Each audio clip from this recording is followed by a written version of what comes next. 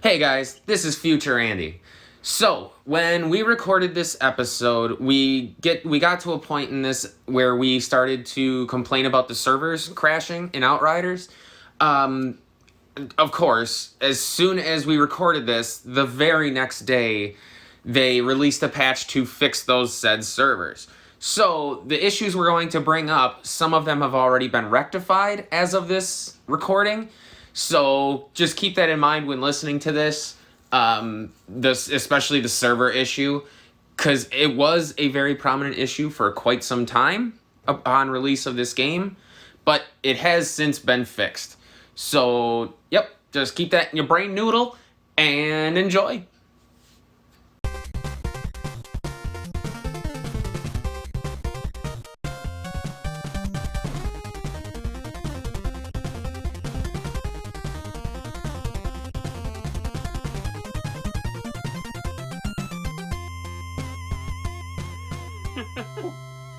God. All right. So, whoa! Whoa. Whoa! Whoa. Yeah, I wouldn't. That reverberation's bad.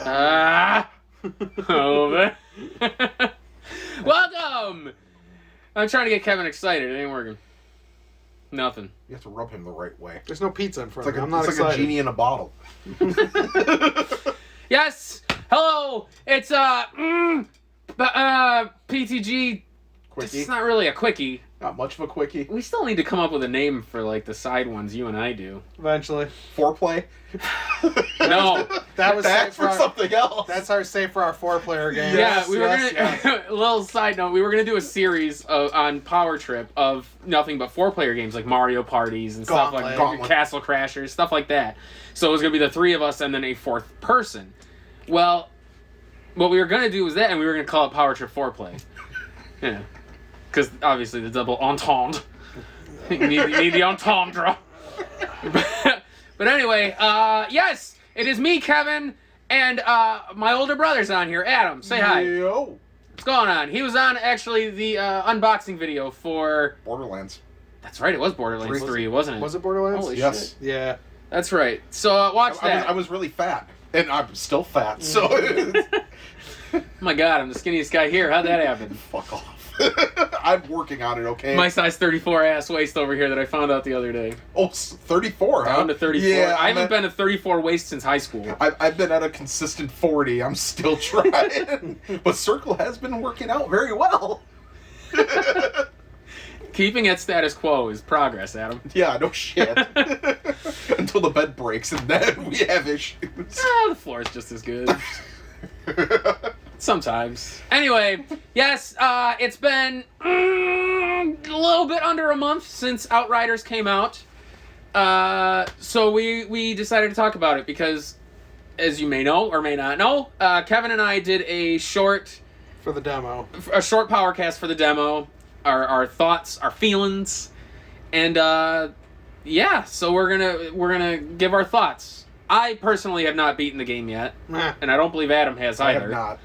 But Slackers! yeah, fucking Kevin over here. I hate the servers, but that's just me. So. Mr. Platinum over here. Platinum 5,000. Yeah, we'll get to that. Oh, yeah. But we have a lot of thoughts. But the first things first, it came a long way since the demo. Yeah, I will tell you. Yes. That demo was a technical disaster, as I think you and I mentioned a lot. Yeah, there was a lot of problems with the demo. Yes, and even upon release of the game, it actually was already fixed with a few of the bugs.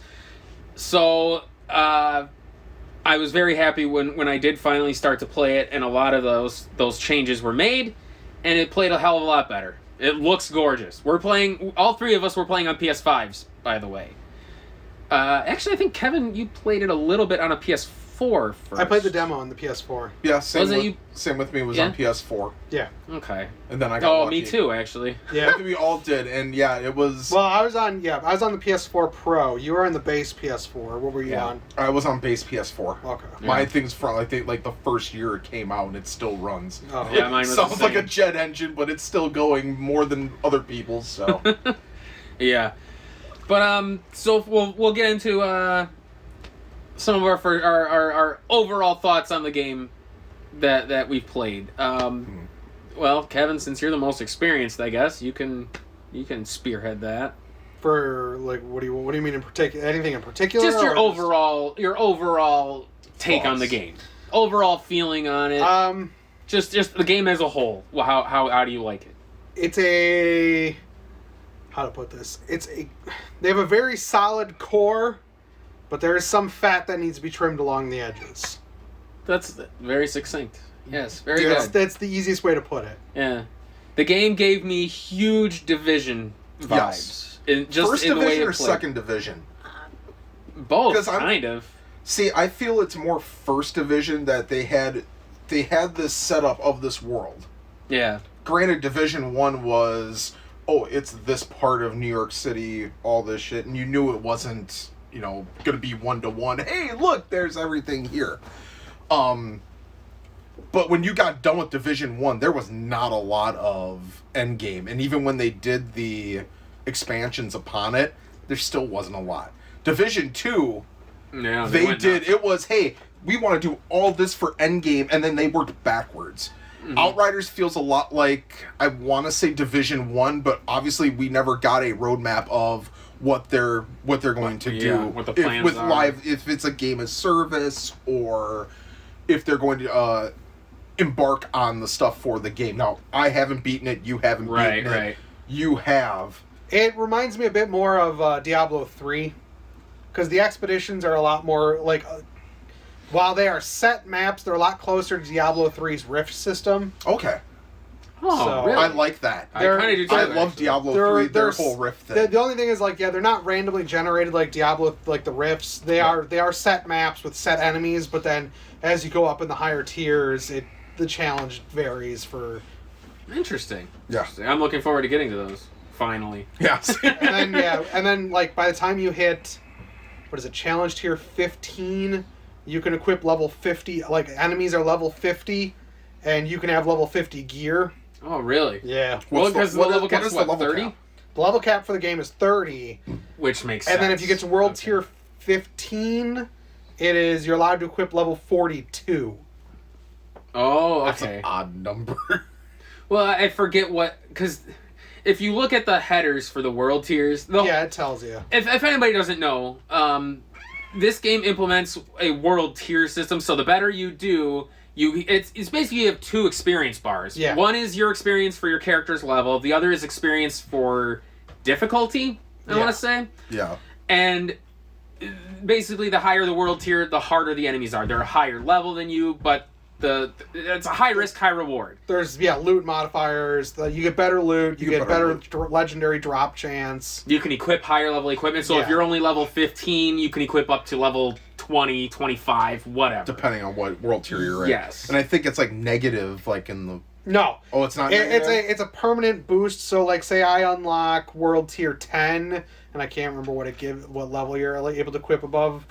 If I go back down to world tier 0, I'm still able to equip up to level whatever. Oh, fascinating. But wasn't the header for like world tier 1? Didn't it say like -2? Oh, and then enemies are negative... enemy levels. Okay, that's what it was. At world tiers 1, 2, and 3, I think, enemies are actually weaker than you. Yeah. And then like 4 or 5 is like normal. 5, I'm pretty sure, was the header for the difficulty was normal. Okay. Yeah. Which I actually want to get into that after this, and once we start going into our quibbles, I guess. Our quibbles. I was gonna say scruples, but I don't think that's the right word. No, quibbles sounds fine. Our quibbles we have with quibbles. The game. Yeah, we have quibbles. We have some quibbles. So as you mentioned, the rendered fat. Here we go. So tier 1 is difficulty is story. Enemies are 2 levels below you. Okay. Items are dropped at 2 levels below That's you. what I was going for. Okay. That was at -2. Then or world something tier like that. 2 is easy, and then it's Normal is it's at 3. -1, -1. 3 is normal, nothing has changed. And then it starts. 4 is hard, and everything's +1. Expert is +2. So 5 is 6 is master, where it's +3, and then it goes all the way up to 15. It's like frantic or something. 15 is madness, and enemy levels are +12, and dropped items are +12. I also like how as you go through, you see this mural. Yeah, It's really cool. It looks just. It's like they took their thing from Diablo 3 because it has that same the thing torment going. tiers do that. Really? Yeah. I'll say that presentation's beautiful. Oh, it I actually is. really like that. Yeah.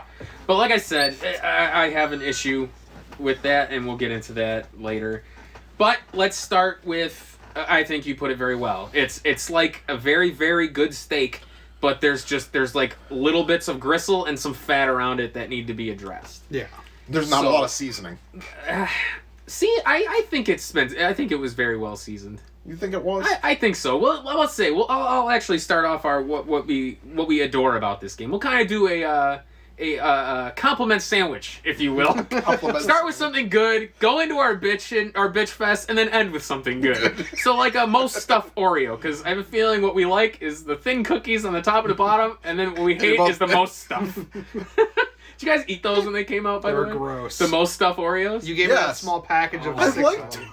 I fucking loved them. I love double stuffed Oreos, and this one just made it even better. Oh. See, Who likes the cookie, honestly? Honestly, the person who invented Oreo Thins needs to be shot in the dick. Yes. That is the worst fucking creation. No. Who says there's not enough cookie in this? No. Okay, I can redo this. Golden Oreos. Those are fucking great. I love golden. I wish they had made most stuff golden Oreo. I wish that then I would be fine with it. I don't like the chocolate cookie. And but I love the other they are one. heart healthy. Yes. Because there is a lot of mono and polyunsaturated fats in those, which is the shit that eats your fats. I mean, there's a lot of real fat in it too, but that's not the point. So basically, do they just cannibalize themselves? It's a wash. It's a wash, but they're good. It's tasty. I don't know. Could be Maybe worse. Could be hydroxys. Maybe it's just because I tend not to eat stuff like that very often. You don't really have a sweet tooth. For a bigger guy, you don't have much of a sweet tooth. I don't. Yeah, I don't like. About the only sugar I keep in the house is for my coffee. Yeah, that's true. Like, actually. Other than like you buy candy or something that you don't like, you or Jamie don't want anymore, and you give them to me. That's like the donuts when we record. Yeah. That's it. I don't do sweet foods. I'm a horrible influence on you. I just realized you only eat like shit when we're around. Yeah. Usually. That always happens. I don't even like. I don't really do like. I'll do fast food once a month usually. That's it. Yeah. So. I can hardly do Dairy Queen now.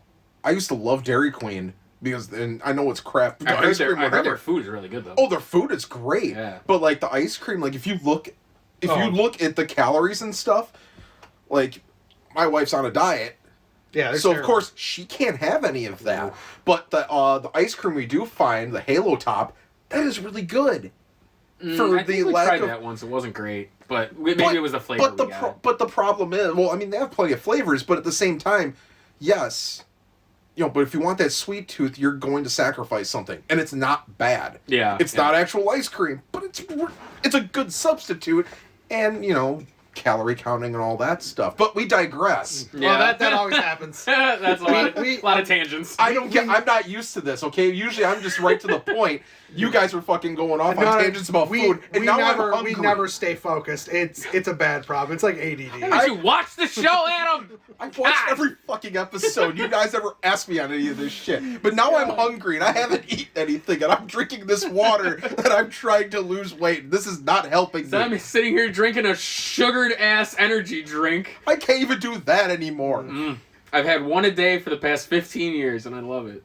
How the fuck have you not had stones? Why do you think him and Paul have that deal going? Yeah, that's why Paul and I have the death bet. We're basically give money to the person who outlives the other. Although I think we upped it to $1,000. Did you? Well, I think so. I mean, you guys tried to kill each other with Ecto Cooler and White Castle. Oh God, that's a story for another time. Yes, it is. Star Wars reference. I did it. Oh man. But yes, right, I digress. So something good. What we love about the game, personally speaking, I think the game's gorgeous. Even though it was a game that was designed for PS4, PS5, Series X. One, and Series X. And PC, I think, right? Yeah. I believe well, so. PC, it's so scalable that doesn't really factor. So console-wise, because PC, it looks basically, it was built for base PS4 and base Xbox One. and it actually looks incredible. Because I remember you and I had talked about that, Adam, about how gorgeous Godfall is. Oh yeah. Oh yeah. That game is beautiful, but it was only designed for PS5. And so it PC. makes sense why it's beautiful. You know what I mean? This game looks great for what it was designed Although for. I really do kind of wonder about even base PS4 or whatnot. I mean, I kind of wonder even from the demo to, and obviously playing the demo and obviously the finished product, it's really good. Mm-hmm. I think they did a lot of stuff, like you said, that they kind of made sure all the things that were bad, they kind of either smoothed over or got rid of. Yeah. I know your biggest thing, Kevin, was the camera sway in the cutscenes. Oh god! Oh, I mean, thank God they fixed. Yeah, let's say adding that slider to get rid of that was a godsend because even I turned it off. Yeah. I was like, all right. I turn off a lot of that stuff now just on default. Yeah. It's So, just like, because there's no reason for it. No, I understand its purpose, but it's a little too much. Yeah.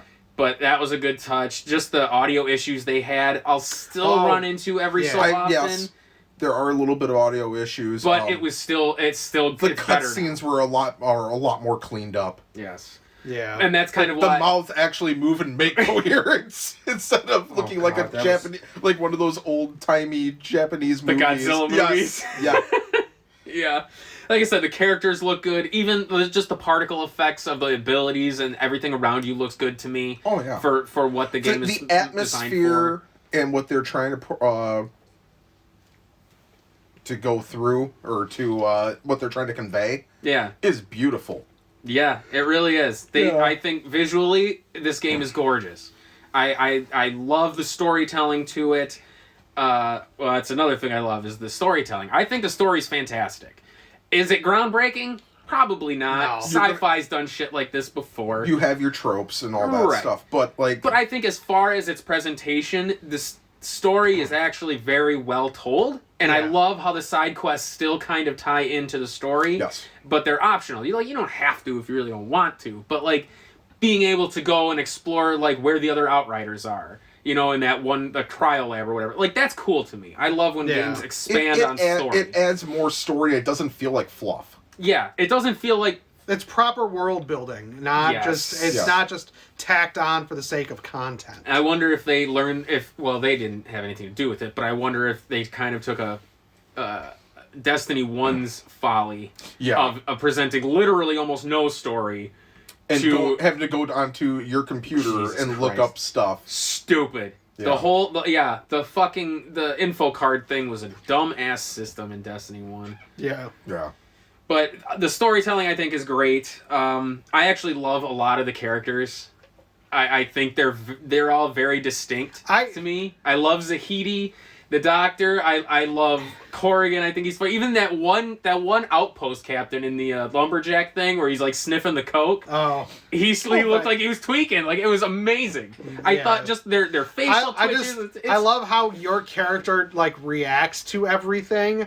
Because it's less of a the I'm a badass. The typical I'm a badass and doing you do some stuff that's fits into that trope, but then for the most part your character's just kind of oh, what? Why are we no? There really hasn't been anybody I've run into that I just want to put my knife through. Yeah, or just shoot in the face. Most games, and usually most games I play, there's 2 or 3 people that I'm just I really don't give a damn, and I just want to kill you. Actually, that's a good thing. The main character, in games like this, usually they're kind of insufferable, or they're a blank slate. Yeah, Oh, before we do that, did you pick male or female? I've done both. Okay, so I usually pick female just because it's kind of funny to see what they actually do. Yeah. As far as I know, every dialogue in this game is the same, whether you're male or female. There is. Other than minor pronoun variation. That's what I like going through is even games as we go on a tangent again, Immortals Phoenix Rising. You can pick a male or female. Yeah. But I always pick the female in any of those games because I just want to see if they actually put something more into it instead of being we're just gonna reskin everything, but it's a female's voice. Yeah, it's just this in this Immortals game Phoenix Rising does a really good job. I picked the male and female just to see what it was, and I like the female more. They actually did more with it. Really? Assassin's Creed Odyssey, the female sounds a hell of a lot better than the guy. See, I disagree with that. You do? Yeah, because Alexios sounds like he's been he should be there. There are times when the audio doesn't line up properly. That maybe that's why. Because it seems like had that issue. Because it seems like they put a bit more effort into Cassandra. I think it was. Is it? Yeah, it was Cassandra. Okay. Yeah, it feels like they put a bit more effort into her stuff, but it doesn't feel like they snubbed him either, though. Right. Well, as long as they doesn't sound like it's just tacked on just for equality. Yeah. And actually, because that's the shit that kind of bothers me. It's like, we're just going to make a female character because we just need to make everything equal, but we're not going to do anything pandering. Extra. Yes, pandering. Which is, I don't know if we've ever talked about, like, that's one of my biggest pet peeves in entertainment and stuff now, is when you do something just to seem quote unquote progressive or inclusive, when really you're just doing it because you feel like you have to. Yeah. You know, not because you're trying to push the bounds of something. Yeah. One of the games I played a while back, Time Spinner, I want to say I played PS4 version. PS4, and I think Switch had it, didn't it? Well, like, your main character ends up, like, literally everybody is either female or male, but everybody's also gay or bisexual. This plays no relevance into anything in the game. Like, it'll just seem so out of place that they're mentioning, they'll have a conversation with somebody, by the way, I'm a lesbian. You're like, so what? Like, what does this have to do with anything? They'll just mention it out of the blue. It doesn't seem something organic. It's not relevant to what the story is. No, not at all. And that's the kind of shit that irritates me. It's a race of Amazons or some weird thing. It's just... It's like, it's something that I feel is tacked on just to try to seem like, oh, we did it to seem, progressive or whatever. And it's like, right. It needs to feel organic. It needs to feel like you're not shining a spotlight on it for it to be organic. Yeah. But they do it anyway, and like I said, that was the only part of that game that I just didn't care for. Yeah. And to be honest, it didn't ruin the experience or anything. No, the game's absolutely really good for what they did. Oh yeah, it played like a Metroidvania, like the old style, like Aria of Sorrow or whatever. Yeah. It was fucking wonderful. I think you played it too. Yeah, I beat it. And we loved it. At least I loved it. I watched you play it, helped you platinum it because you were missing a damn familiar, and then I'm like, I want to buy this game because I think it's actually really cool. Yeah, so. it plays a lot like Order of Ecclesia. If I remember, because it the orbs function like the glyphs did. Yes. And that's kind of what it reminded me of. Yeah. But actually, one quick note: when you said something about the pronouns, I actually noticed they don't change those because I just did the smuggler's quest where you find that Greybeard is getting the notes from his daughter. Mm-hmm. The head smuggler, that female, says, "Oh, he must have overheard, or he's overheard. Kill him!" And I'm playing as a woman. And I've actually had that come up a few times where they'll still call me a he even though I'm playing as a woman. Minor oversight, whatever. Yeah. Oh, but nothing that will make you go, I'm not playing this anymore. Yeah, I'm not going to get enraged, but yeah, that was just something I kind of noticed. I'll have to kind of I have to pay more attention. Into more. Yeah, because I haven't. Because I played through as a guy first, so all my other characters, I've been skipping all the cutscenes. Yeah. Yeah. Just because there's no point in watching them again. There's been a few select scenes I've been watching just because I want to see how the female voice actress is, and she's good. Yeah, I mean even the male one's tolerable. Yeah. I just like the main character in general is relatable to a point. I mean he's sarcastic and he makes jokes. I also like it that even being an altered, you're not a god. Yeah. Yeah, you aren't as delusional as the rest of the right. Even the first guy you meet up with, and spoiler, he gets destroyed. Yes. Oh, Seth. Yeah. Yeah. They make him sound like, oh, he's this guy, and everybody's walking on eggshells around him. Oh, well, he finds another dude that fucking is a lot more powerful than him. But see, that's the thing. Is have you gotten to the forest yet? I'm in the forest right now. Have you done the rigged game side quest? Yes. Have you done that side quest? I haven't gotten to the forest yet. I'm still in the quarry. So, to normal people, you're altered, you literally are immortal. It's part of the story. Your character, that's why when you die, you phase away the way you do. Mm-hmm. You are actually immortal. The only thing that can kill you is a more powerful altered. That's kind of cool. I never really put that together. Not me either. I think I remember hearing something about that in a conversation. They mentioned it about Altereds being immortal, like, or godlike. I think Jakob says something about it. Even when you were talking with Shira at the beginning of the game, he says something about it's not like he can die or anything. Yeah, it's something like that. It's just a passing thing, and you don't really think of anything of it. Well, like the rigged, Seth did. The rigged game. There is a side quest where that play is a factor in what happens. Like the side quest is nothing but cutscene. Oh, that's cool. So I like that. Yeah, it's one of the weirdest side quests. It's like, I really liked it. Go to this guy, come back, side quest done. Yeah, it's really funny what happens with it. Actually, that's one of the touches I loved about Seth, and even I don't remember if Malak did it, where he would talk to you telepathically, and then sometimes he would start talking to you like with his mouth. Yeah, I thought that was such a cool touch. I don't know why. Something about that just seemed really cool to me. How sometimes he would talk to you that way. Wanted to talk to you in confidence without anybody else, and then kind of portraying. It was just kind of neat, and it kind of played into that illusion of godlike. You know what I mean? Like, I don't know, something about it. Just I was like, oh, wow, that's neat. It's kept my interest, and it is very hard now with games nowadays. To keep interest instead of just being like, I just want to slog through this, or I just want to skip all these cutscenes. Let me get to this game so I can beat it. I find myself watching some of the cutscenes, and it's really good. Yeah. And it's like I said, it's your typical sci-fi tropes and all this stuff, but it's a good story. I was saying, I love the idea of the anomaly. Like that whole idea of that being stuck also there. And Seems also really that neat. and not everything is a wasteland. Right. Like, I was really worried at the beginning of the game that, oh, great, it's going to be like Mad Max. Everything is... It's going to be Borderlands over again. Everything's fucked up. And then you go see the forest, and the forest is beautiful. Yeah, I'm actually looking forward to getting to the forest. It's just the enemies are a bunch of pains in the ass.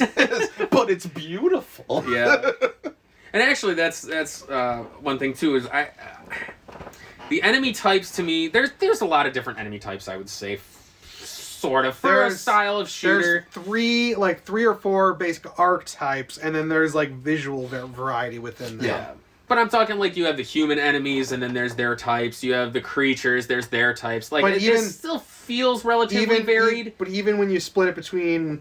Like, they still fall within the same archetypes. You still have archetypes. Well, you still have your long range. You still have your psychos that run up on you. How many variations can you really do? Yeah. I mean, it's a shoot. That's why I'm saying for this genre, it's actually a pretty good variety as far as looks and everything goes. But, like, at the same time, how many different types of things can you really do? Right. You know? There's just happens to balance one way more than the other. Yeah. Which we'll get into. Some guys seem to be a lot easier to take out, and then others are pains in the asses. So yeah. Let's see, what else did I have here?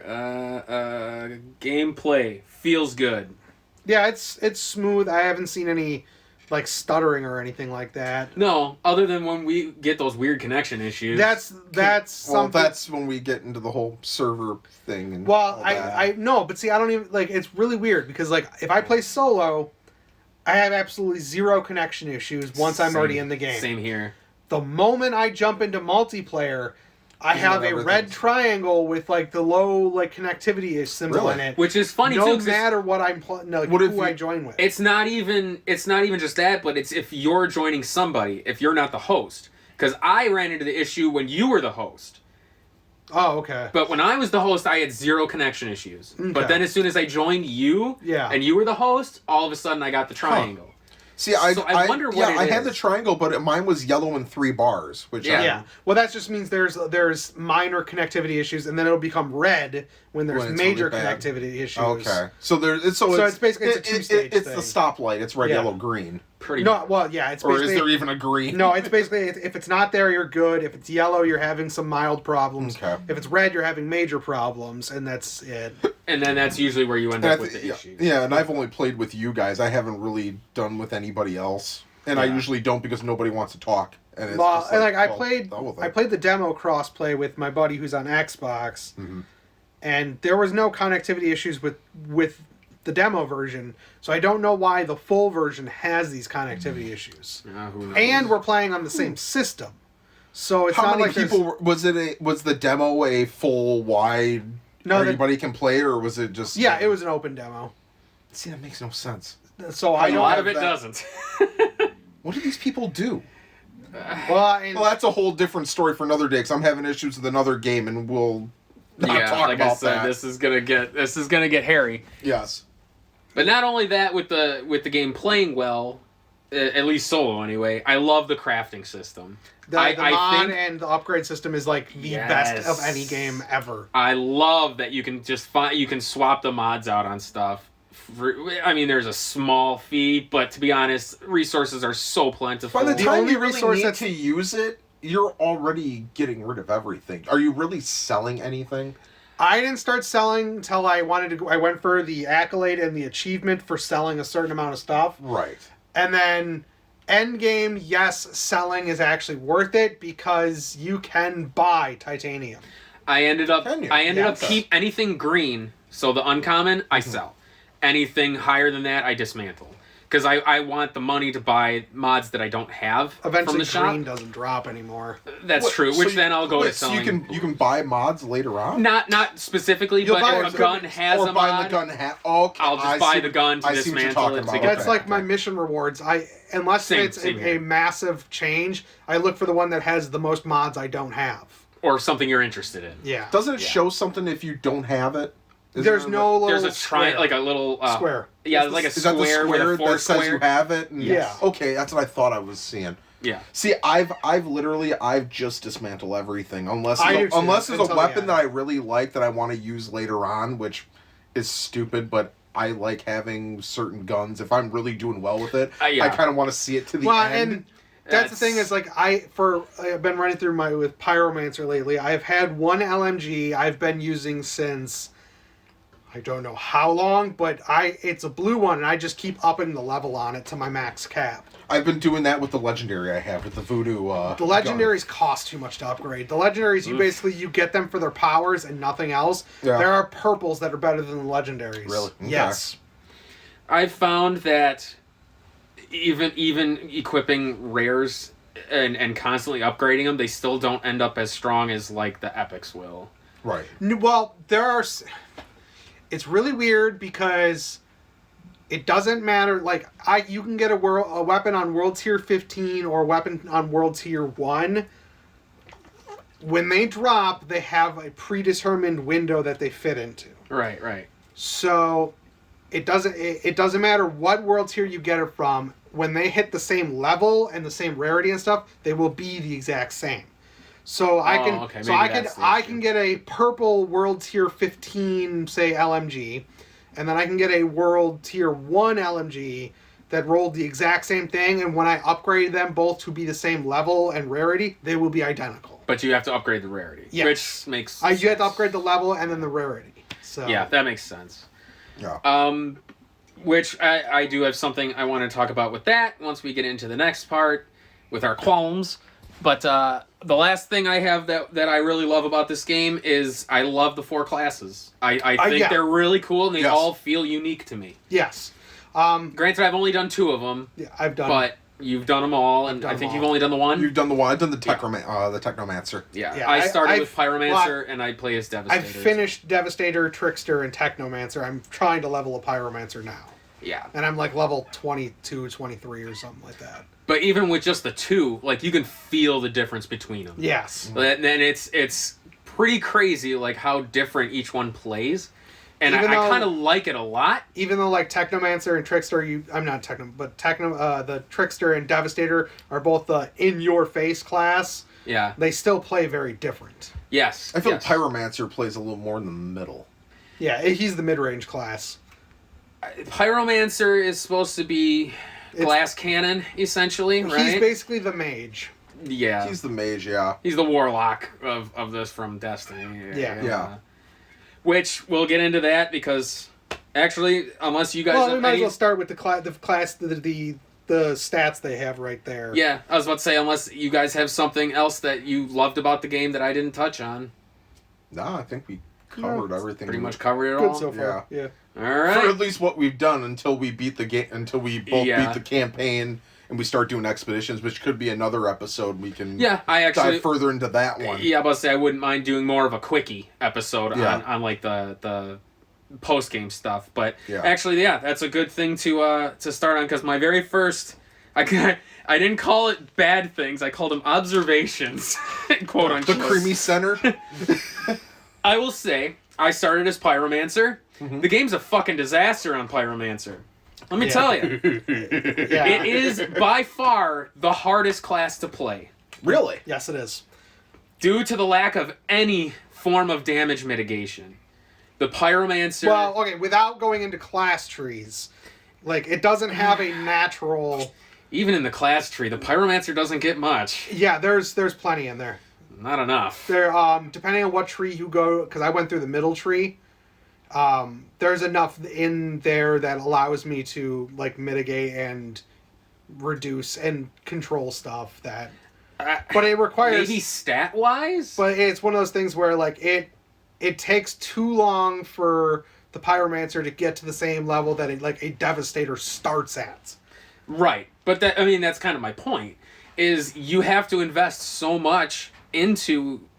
Because I think you're talking about the ones that increases armor by 10%, right? The nodes on the tree? Well, I have, health up by, fucking 30% now at this point, Yeah. and then I have another one that increases my anomaly by 2.5% Yeah. per each one of these other nodes. Yeah. And there's 4 of them that I've done, so I'm getting what is it, the 12% whatever increase. But more so the fact that his abilities... Oh, you're just talking about his innate... I'm talking about just innately, Yeah, okay. the Pyromancer's Just trash. Yeah. Yeah, the Pyromancer gets a 10% anomaly bonus. And then That's it. when you mark enemies, you can, and they die, you get healed.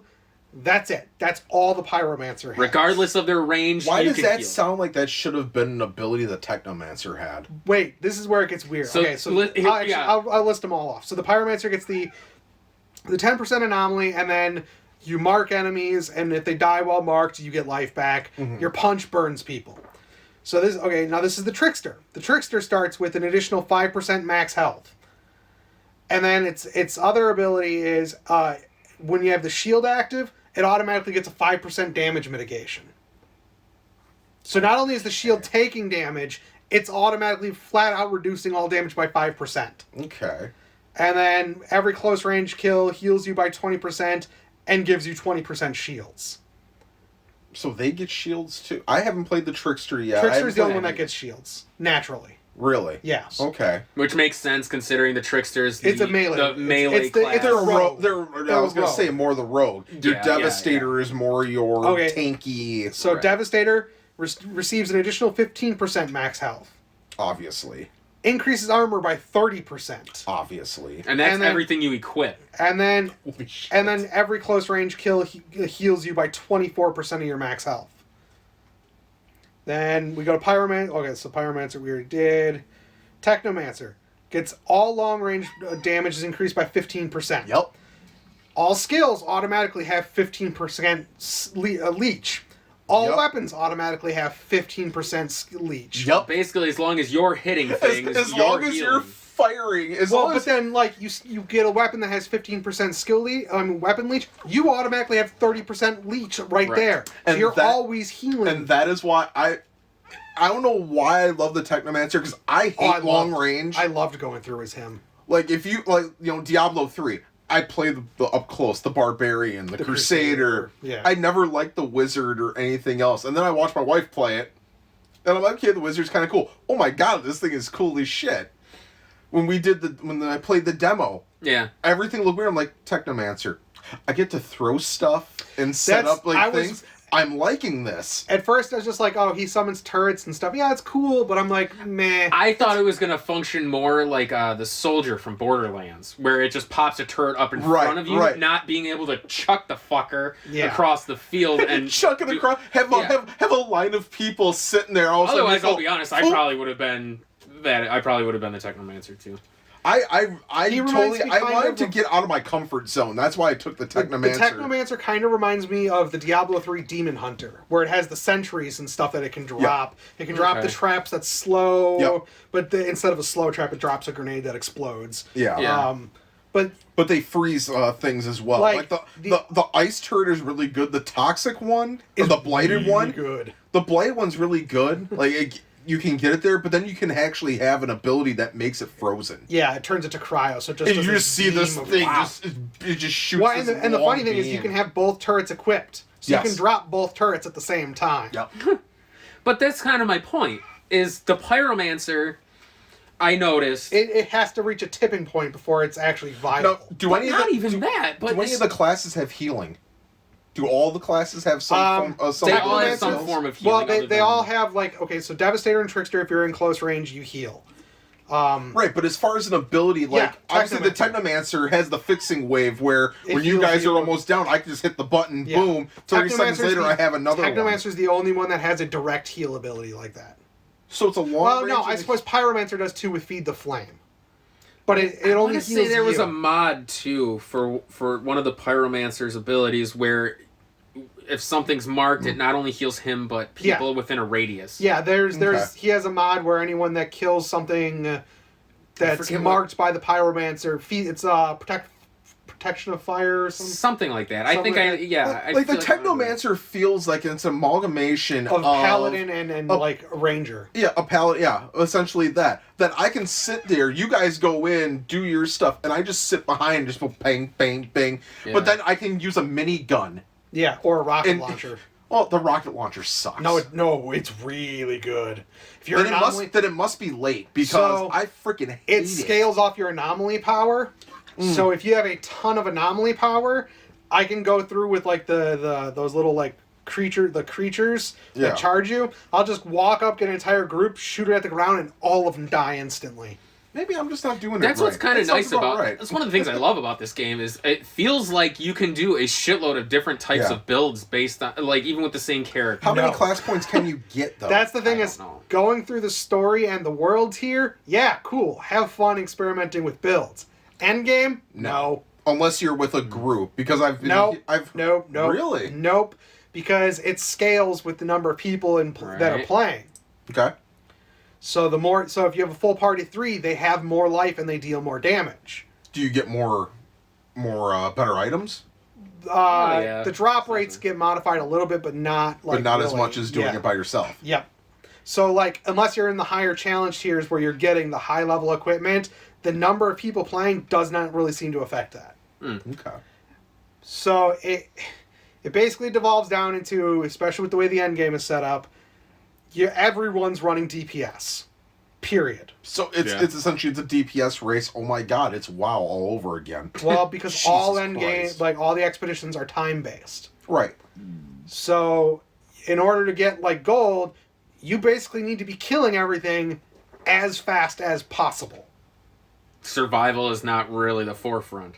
Yeah, and I'll get more into it when we actually start talking about some of that stuff, but the design for some of the stuff in the end game does not lend itself to the way they set it up. It is really weird. Which is once again, when I go back to Division 2, they focus on end game. This is what we want to do, all this stuff, and then go backwards. This game feels like it was like Division 1. They started this world, they went think, and then end game was like, oh, we're just going to do it like Diablo 3. They put some thought into it, but at the same time, it doesn't feel. There's not enough of an end game variety where the longevity of the people playing, it's not going to stay. Unless if these updates and the expansions that they're potentially talking about doing add a whole lot of stuff, I do not see the player base, the majority of the player base, staying for more than 8 months. Which will be a disappointment, because I'm thinking this game, for as much fanfare and how long this game's been going on, it's a fun game. Yeah. I love it. Oh, I'm loving it. I mean, like I said, we'll probably do another episode when we finally do the post-game content and figure out, what we think about it. Mm-hmm. Like I said, despite our criticisms that we're going to have on this, I do fully enjoy this game. Yeah. These are just more of things. It's actually one of my favorite third-person shooters. Yeah, I'm about to say these are more things that I feel like they just kind of need to work on, but it by no means makes this game unplayable. No. Well, the server issues at launch did. Other than actually being unplayable. Yeah, let's get to the meaty part of this. These servers fucking suck. Oh no, I'm not done with the Pyromancer yet. No, you're not yet. So I hit a point. I hit a point, right? Where I want to say it was in the swamps right before the quarry. Okay. Right? Do you remember the that specific fight we just did. The Strix? Oh, The flying bugs? Those pieces of crap. 3 of these cocksuckers came out. I literally couldn't kill one. I was on world tier 10, maybe 9 or 10. I could not kill a single one. Because the Pyromancer, as I mentioned, has 0 form of damage mitigation. So you're just... And that Feed the Flames ability does not reach them unless you're using the ability that doubles its length. I don't know why, because there could have been an enemy farther than the Strix, and I would use the Feed the Flames, and I'd hit him, but not the Strix. I don't understand it. I think that has to do with like the weird auto-targeting that some of the abilities do. Yeah. He'd be the only enemy, and I still wouldn't hit him. Oh, see, Jesus. It's weird because when I got to there, like I started playing through with my Pyromancer, I had to be way too close. I can hit them, and it Try turning the ability off. Swap the double length off, and see how close you have to get. It's a lot closer than you'd think. And it's annoyingly close, because those things spit so fast and deal so much damage. The one time when length is an issue. Believe me, I don't have that issue. That issue's not covered. But like his healing mechanic, the fact that you have to mark something and then kill it. Every other class has a way to get health in multiple ways. I don't know if it's something I have in my class tree or if it's something I have equipped on my armor, but as soon as I have people on fire, I'm getting heals. It might be maybe. It might be a thing on your tree, because you said you went the middle path. Yeah. I took the lower one. Yeah, you went for that Phoenix ability. I went for the Phoenix ability. Okay. To where if I die, it revives me automatically, and it has like a 3-minute cooldown. So it's essentially like the thing for the Warlock and also thing. To elaborate further on the class trees, I do like how you can just respec whenever the hell you want. for free. I love games that do that. I hate games that like hard lock you into that tree. Right. Like if you're I'm neurotic having issues enough. or if you don't like it, you don't like something, you want to try something else. I've stayed on one tree on Technomancer because I love the toxic ability. Mm-hmm. Being able to just sit there and just wipe life away and then do it to like multiple people and then have an ability that not only does toxic but vulnerable. Yeah, I think that works out great for multiplayer because if you're just hitting vulnerable on people and you just start... See, this is one of those spots where I simultaneously love the game, but I hate the way they designed the skill trees. Really? Well, what's the point of having the bridging paths that go between them if you're limited to 20 points? So it's only 20. You only get 20 points. I did diverge a little bit with the Devastator, and I went down for a couple, and then I'm continuing on. I think the way they should have designed their skill trees is they should have taken it from was it Wilson? It's an action RPG on the PC, but they're almost like sphere grid systems that you can. It's much easier to branch in multiple directions because it would have been making custom like builds much better. It sure as hell is not Path of Exile. Have you seen that? I have not. So, Path of Exile, as we digress, if you've ever played it, it's Diablo. Yeah, it's a Diablo. It's a more of an old school Diablo feel, not Diablo actually, 3. I think I have heard of this. So, I mean, they have like 6 or 7 classes you can play, but every class can do everything. The funny thing is, like, the starting class, like, picking your starting class only defines one thing. Your starting equipment. That's it. But you get to the grid when you gain abilities and stuff. And it's like, you see this part, like, okay, this is really cool. Then you start zooming back. Oh, wow, there's a lot of stuff here. You start zooming back more. It's ridiculous. What the hell? It makes Final Fantasy X's grid look normal. It's tiny. Like that's it's a massive grid. It's ridiculous. And it's not like you earn levels in that. You earn more points, even like side quests. Oh, you get this book. Gives you a skill point. But you have this entire thing, and obviously you can't get everything. Right. But that game makes it so much like it gets overwhelming. And I assume that one hard locks you into your decisions. You can't. Oh no, you can refund points. Can you? Yes. Okay. See, that's what I like. I don't mind. But it costs you stuff. This one, it doesn't. This seem one's like just it doesn't. flat out. That's the path. Fuck that. I don't even need to zoom in on it. No, thank you. Face. That's like, too much. It's huge. That's too It's much. ridiculous. It's nuts. See, but yeah, that makes sense. But that's more the But old school I do type like thing. the skill trees because it does make you Yeah. It'd be different if you weren't locked into a path. I've stuck if you could onto pick and one. choose. Well, like I don't want it so I can just be like, oh, I want this ability from this. I want it so it's like I can start building up and then branch out better rather than just going, oh, I can go down this one thing and then over or waste my ability. But like it's like you need a way of being able to branch out more in the skill tree. So instead of starting from one side and go, well, that wouldn't make a difference anyway. Not having it, not limiting it where I want this ability, but me getting this will probably not let me get the end ability on this tree. Yeah, But well, I think that's kind of the point. But it needs to be so, and that's the other thing is like the end cap abilities. They really don't seem that great. Not all of them are worth getting. Well, I mean, they could have a thing where at least you want to go down one tree and then have some flexibility. Yes. Maybe the bridges are just too far back. I think that's Like, they're in bad. That could be it too. They're in bad places, and then you don't have enough skill points. Like World of Warcraft when you did, and maybe this is a bad idea or bad thing for it. Like if you got to a part, let's say you're being a tank, and the full tree is like 41 points. And you get 61. You still have 20 points to put into other stuff. Yeah, Borderlands that can also is like help. that too. And same thing with Borderlands. This one almost seems like I don't know how many points it is to get from one to the end thing. I think It doesn't look like 20. I don't. 16 maybe? It's 15, I think, if you go directly. Okay. It's like 14 or 15. Yeah, so there's really not much of But even flexibility with yeah, it. the way it's set up, it's just there's basically if you pick a tree, that's it. That's the tree you're stuck going on that. Okay. But there are some of the abilities in the other trees complement some of the other builds almost better than they complement the one they're in. So if you could build it so you could stretch to some of these other abilities, you could make some really cool builds. You just don't have the points. Or are they trying to keep it from being broken and everybody uses If they this were trying to certain keep thing. it from being broken, they never would have had 3 classes with bullet abilities that they had to immediately nerf after the game came out. Yeah.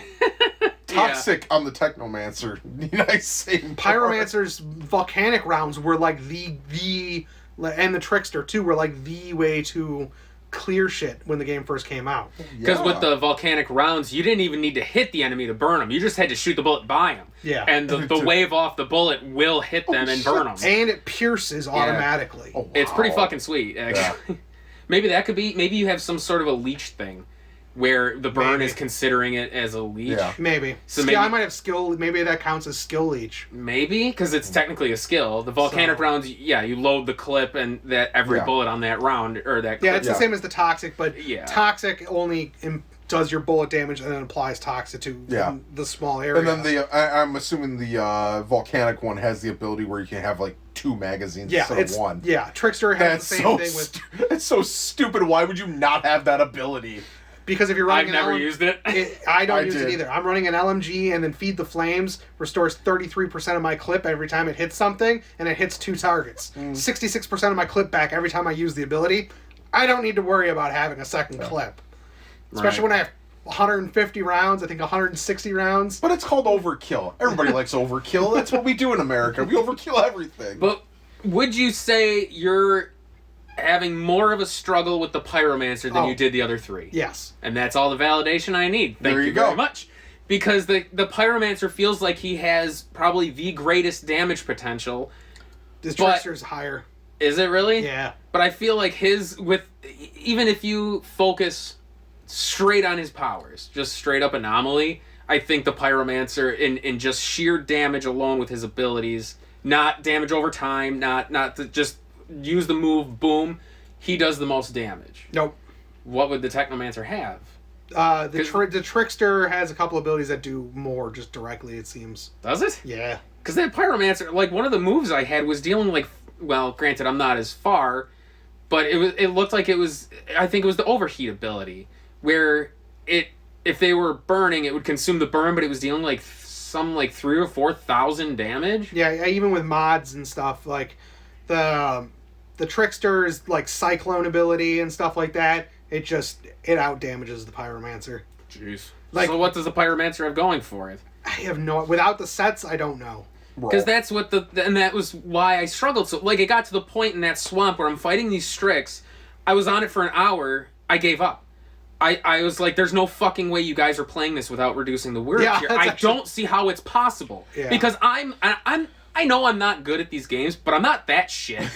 Like, I'm doing everything I can to try to kill these things, and they are destroying me. The game also says in kind of an roundabout way that even if you decide to lower the world tier, it's not like it's...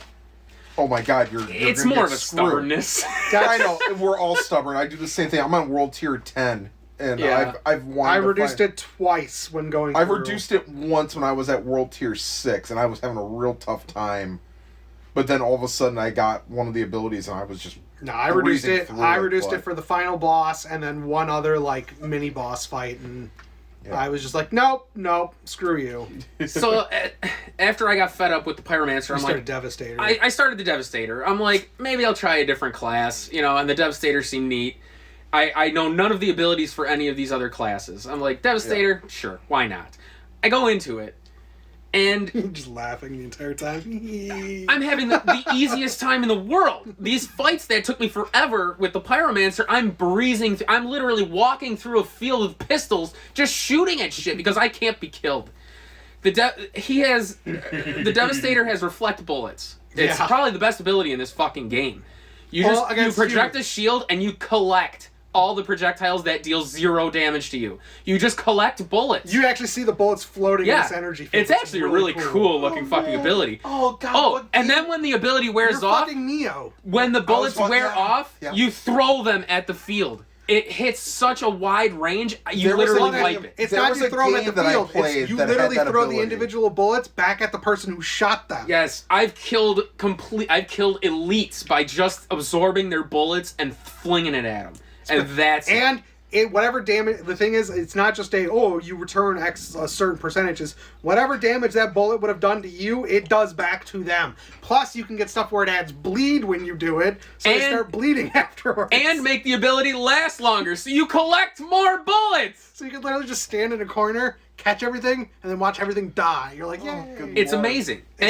The only thing is, it only works against people with guns. Yes. The moment you fight creatures, it doesn't work. Or anything melee. So there is a... Speaking of that, I wish they would have done more with melee. Of any of them. See, this is one thing, I'll touch on it later.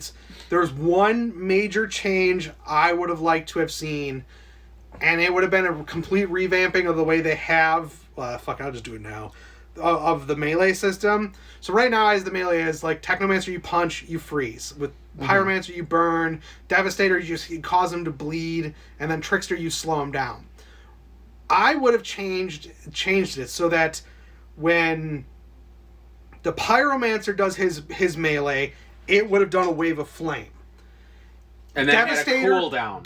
Devastator should have done the shockwave.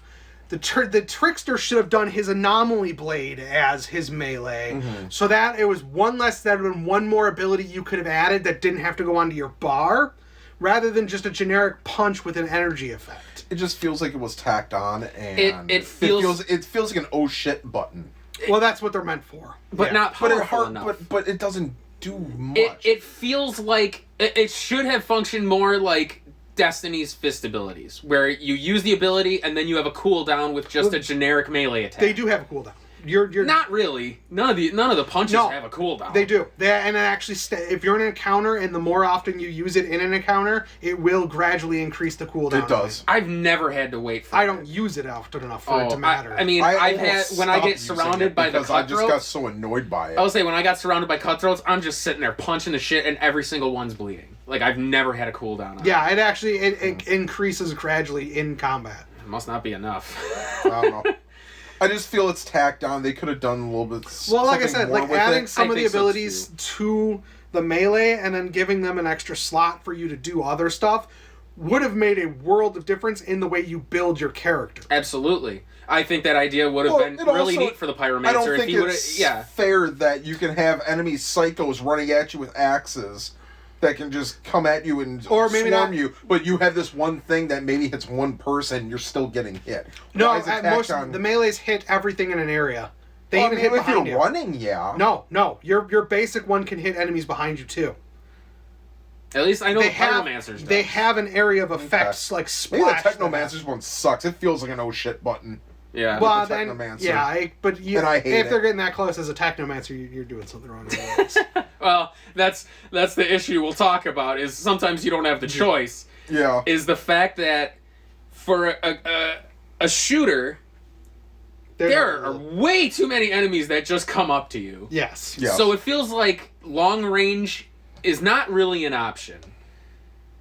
Because and I noticed this a lot with the Pyromancer, is there will be a lot of bosses where you get into the area and then the boss is just coming right at you. Oh, that's like all of them.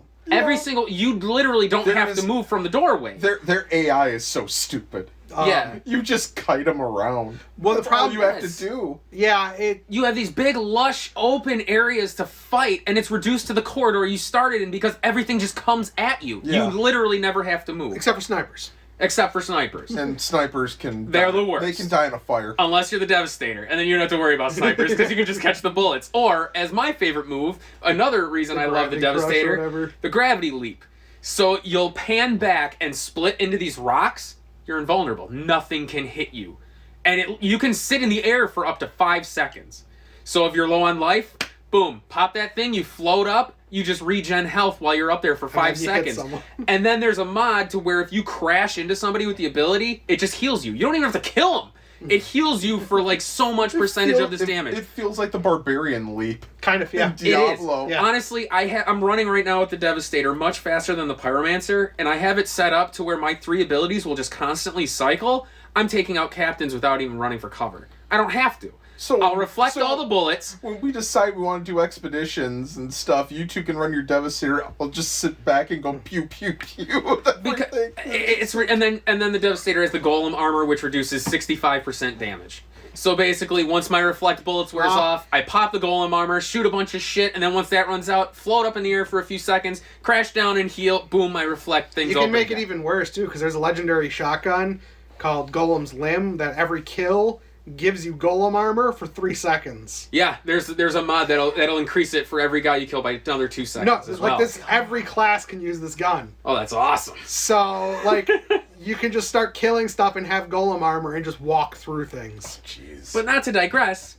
Yeah. What's the Pyromancer got? You got the Feed the Flames, which absorbs life from 2 targets. That's literally it. With a mod, it absorbs from 2. Otherwise, it's Right. 1.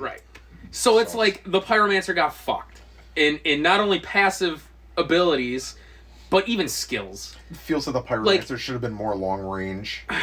It feels stuff. like it should have had more of a they- damage mitigation. He needs another, like, all the other classes have, like, so Devastator gets the, health and armor. The Trickster gets the health and the shield mitigation. The Technomancer gets the long range damage, but then all that the leeching. All the healing, yeah. The Pyromancer, he got an anomaly power. It's not enough. He needs either a bump of like a 5 to 10% bump in natural armor or a 5 to 10% bump in HP. Yeah. Even his healing mechanic feels stilted compared to the other 3. The others Because just you have to mark it and then kill it. Yeah. Well, if you're in a fight with like the Brood Queen or whatever, the big monster, and you're facing off one-on-one, even with just a captain, how the fuck are you gonna heal? You have to kill stuff to heal. So it's like you can't rely on leech enough. It feels almost impossible sometimes, and that's why I ended up getting so annoyed with it, is the fact that there are times where I feel like there's nothing I can do. I just don't have the resources available to kill these things.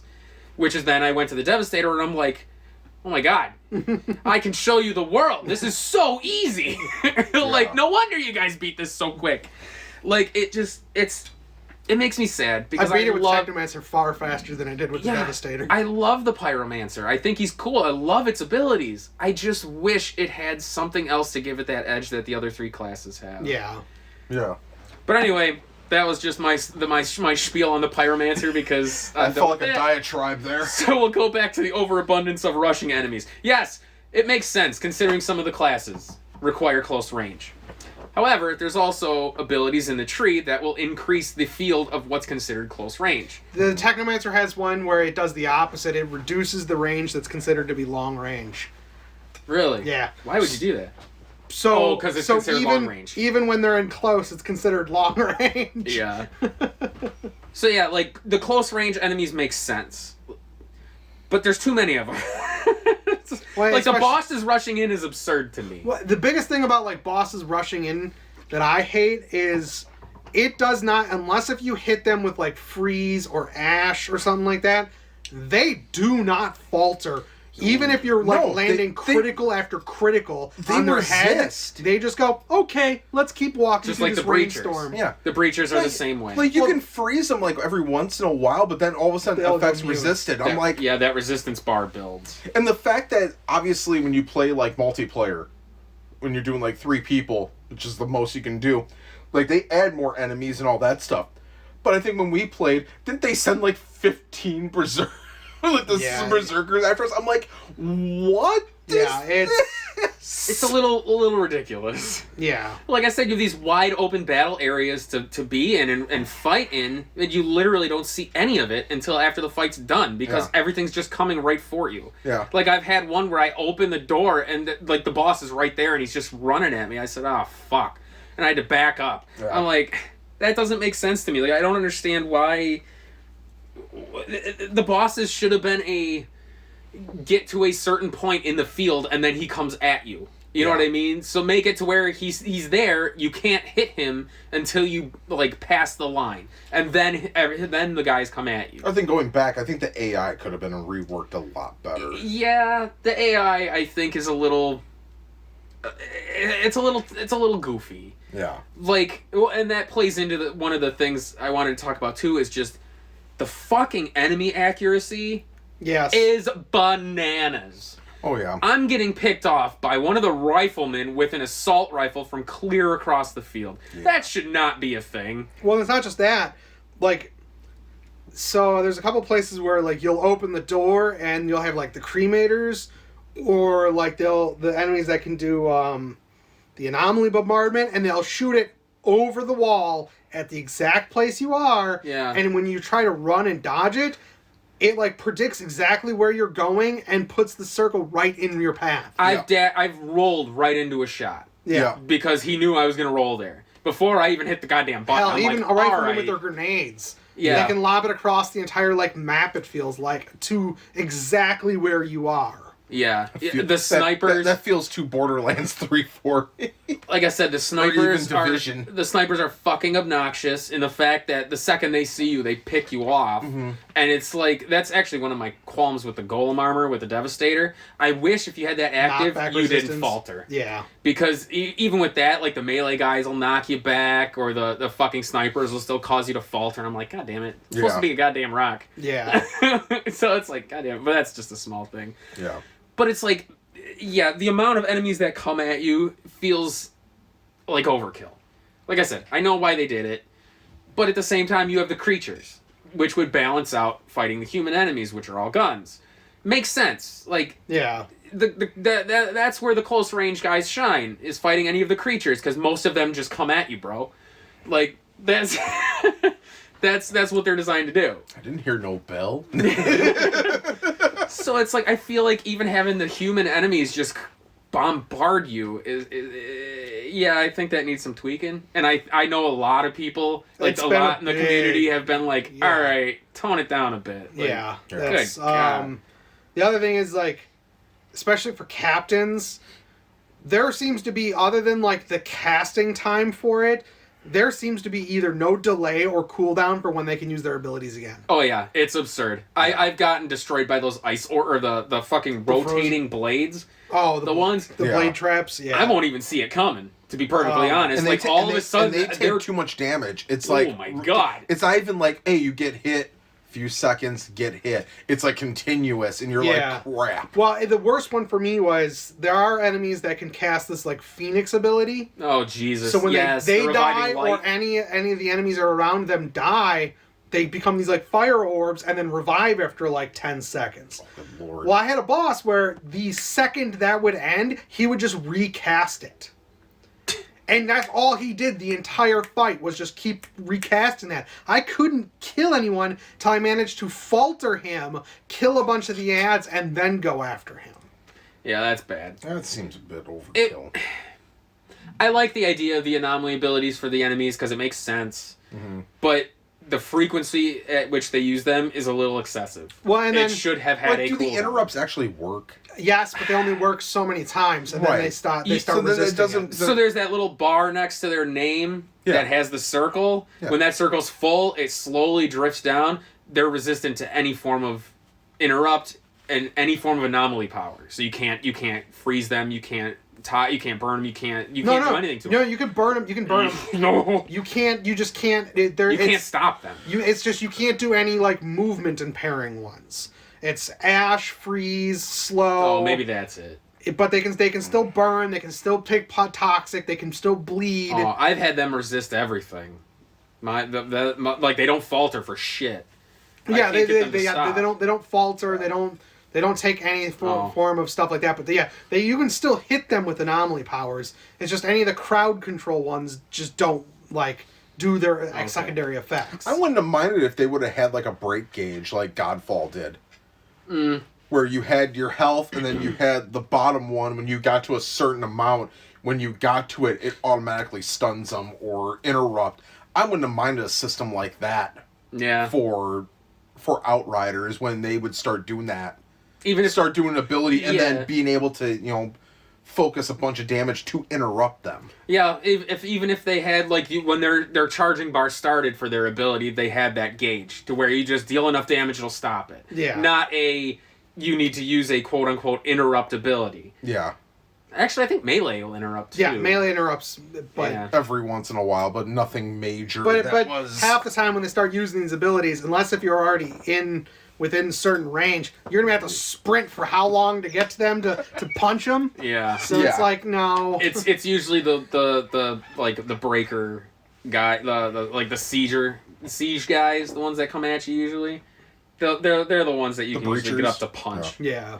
But you're right. It's just I like what they did and I see the intention, but it just needs some tweaks. Like you said, there's fat that needs to be trimmed out. The other thing with captains is they should not be able to pull from that many different anomaly powers. No, it seems like I've had one where he'll be like, "Oh, I've got fire rounds," and now I cast ice orb. Yeah, it's a little weird. They should have been quote unquote themed. And then then after ice orbs end, here I'm gonna cast this sanctuary. Now I'm gonna cast the trap blades. Oh fuck sanctuary. Now I'm gonna cast healing light. It's like, no, you should have been stuck to 3 abilities just like me. Yeah. At least the sanctuary one doesn't work on himself. All he does is shield all the little guys. Yeah. That's the worst one, besides the reviving. Mm-hmm. I think healing light is worse, because it heals to 100% no matter what. Ugh. It doesn't matter. True. Like, I've had guys with just a little sliver left in their life bar. Healing light, he's back at 100%. Yeah, now I gotta fight this entire thing over. It's like, Yeah, it's... And it feels like once they get in close, especially with the Pyromancer, it felt impossible. Especially if they're using shotguns. Yeah, it felt impossible to counteract it. Maybe I play like shit. Maybe that is just me.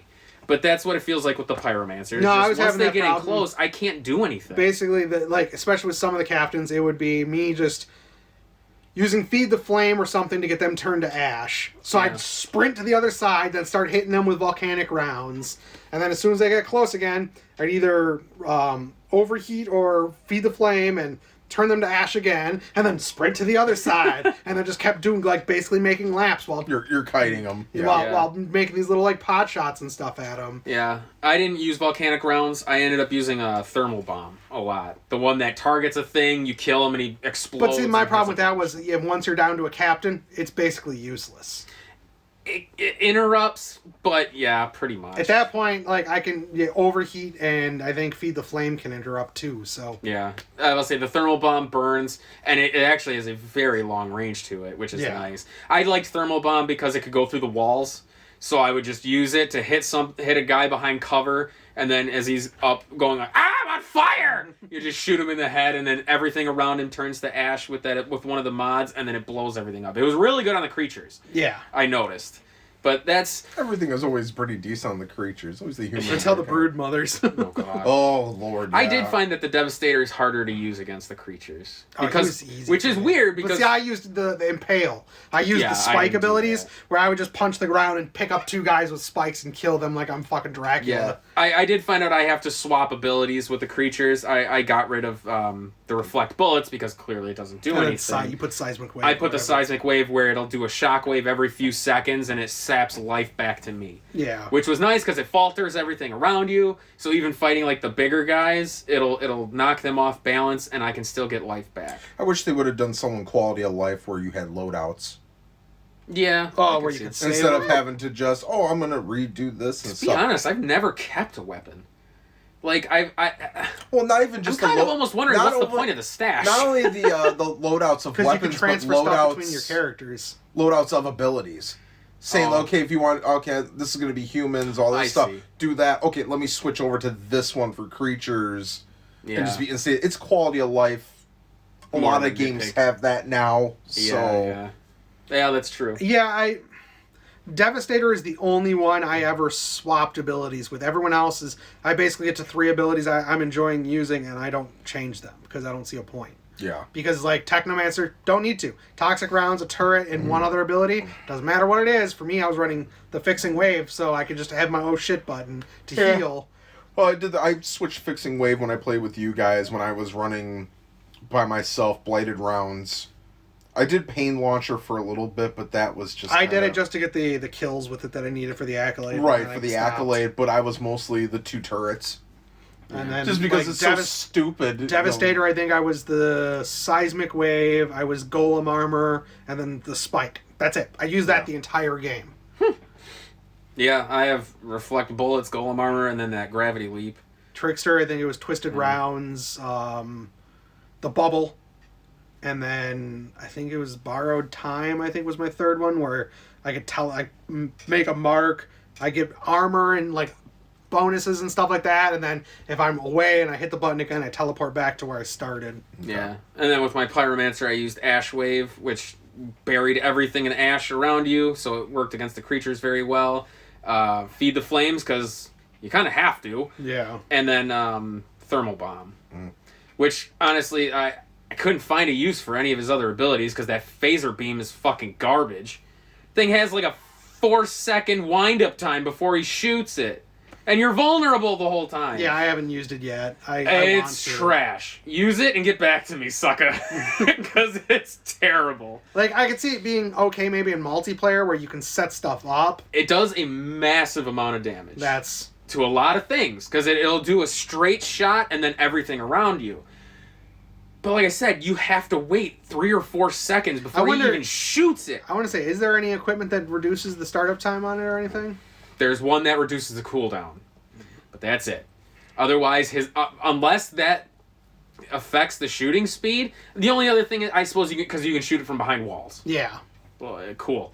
Turn him to ash, run into a corner. Yeah, but I mean, it's basically the Kamehameha wave is what it feels or like. Iron Man's repulsor blast. Yeah, that's what it feels like. But I remember using it for the first time, like, all right, here we go.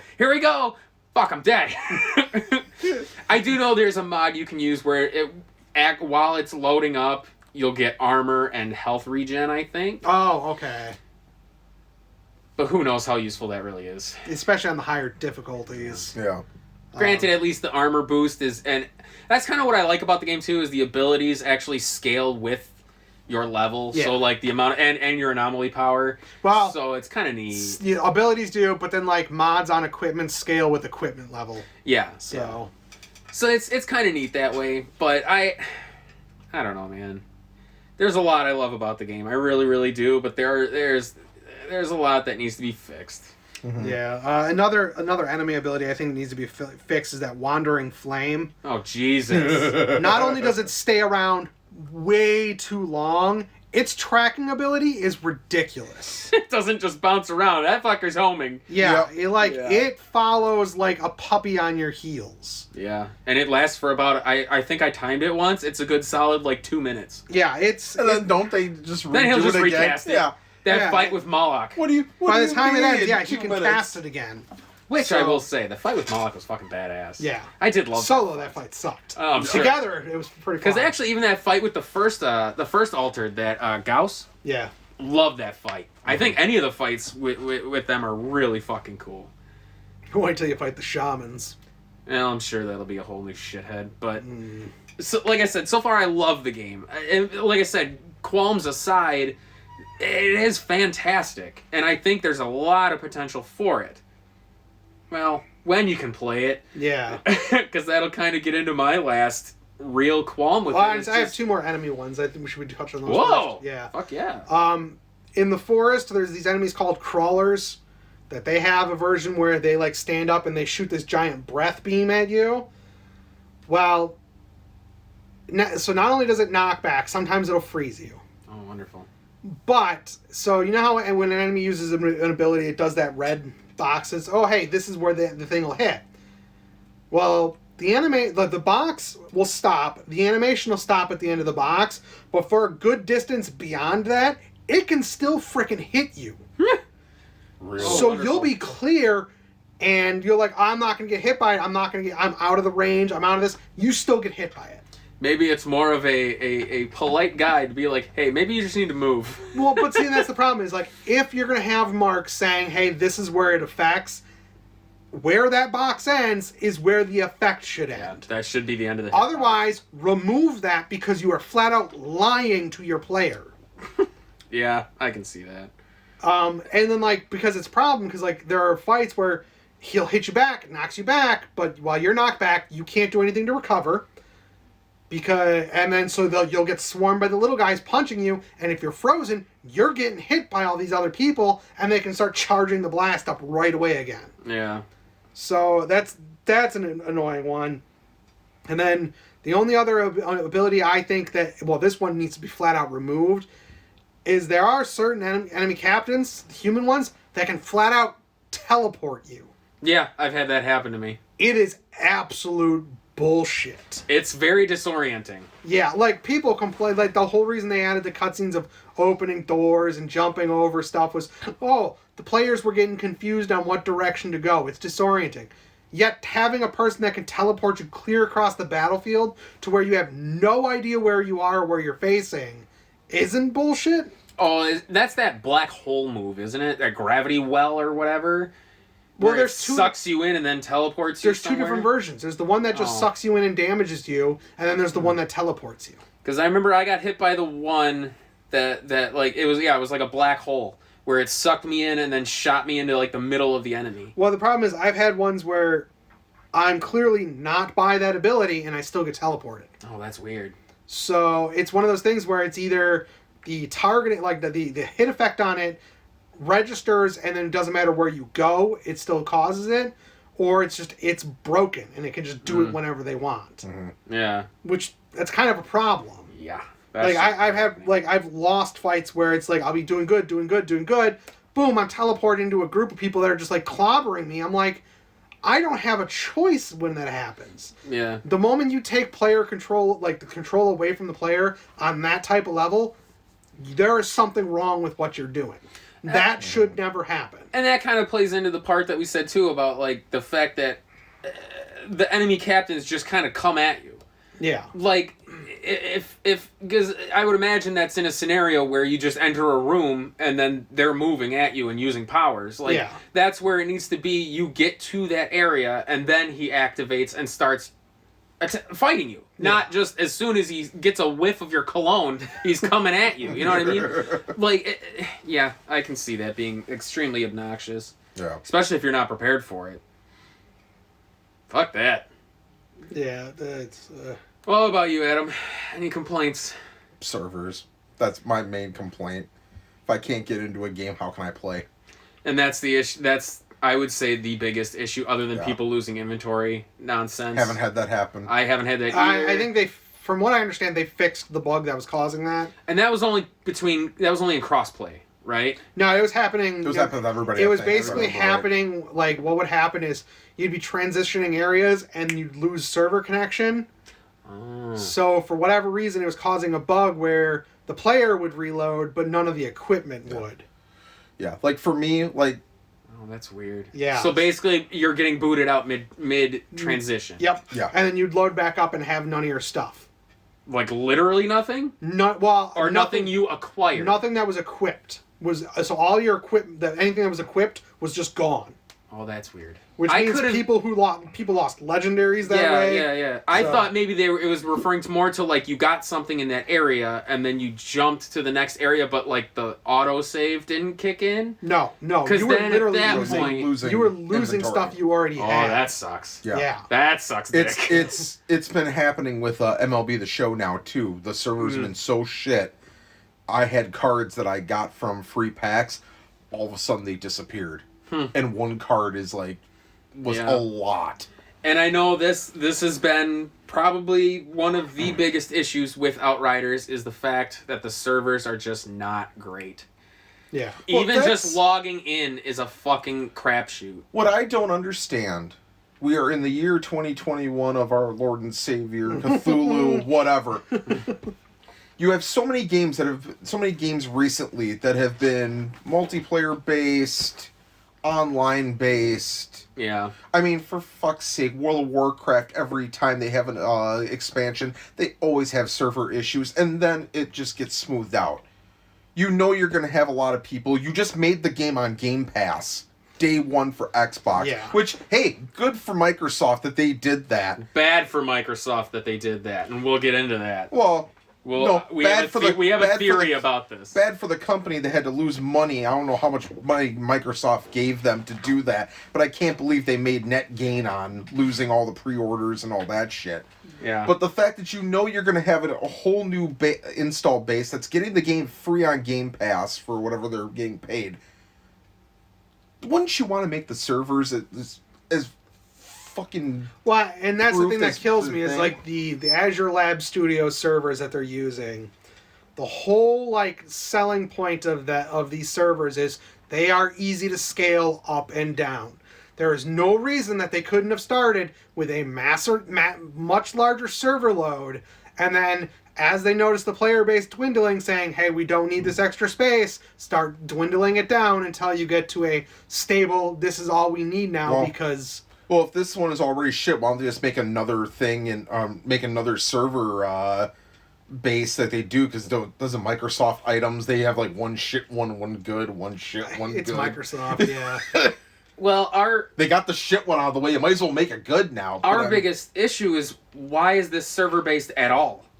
This game does not require any form of server base. Like, there's no real reason why it should be. Yeah, and actually, so I found out one of the reasons you have to log in is, the game runs like locally on your system.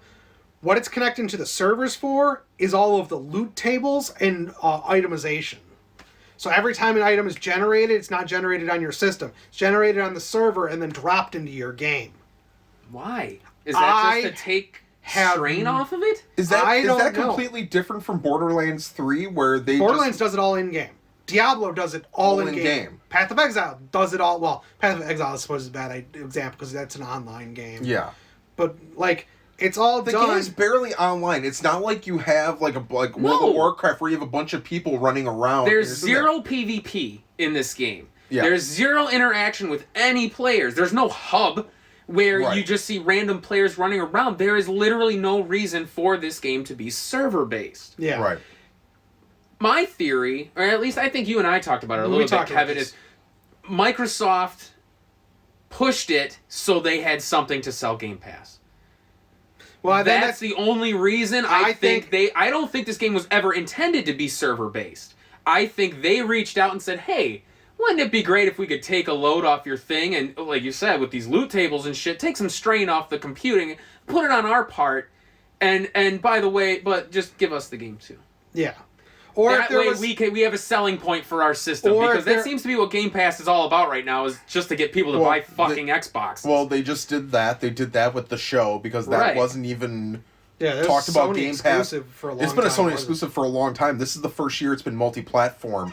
And if the rumors are correct, Major League Baseball told SDS that if they didn't go multi-platform, they were taking away the player's license. Which is, if you're going to take the player's license What's away, the point? you might as well not have a game. It'll be Ken Griffey Jr. Baseball back in the day. Or Tecmo. That's how they were originally. Yeah. They had the NFL right, but none of the team rights or player rights for a while. So Right. Yeah.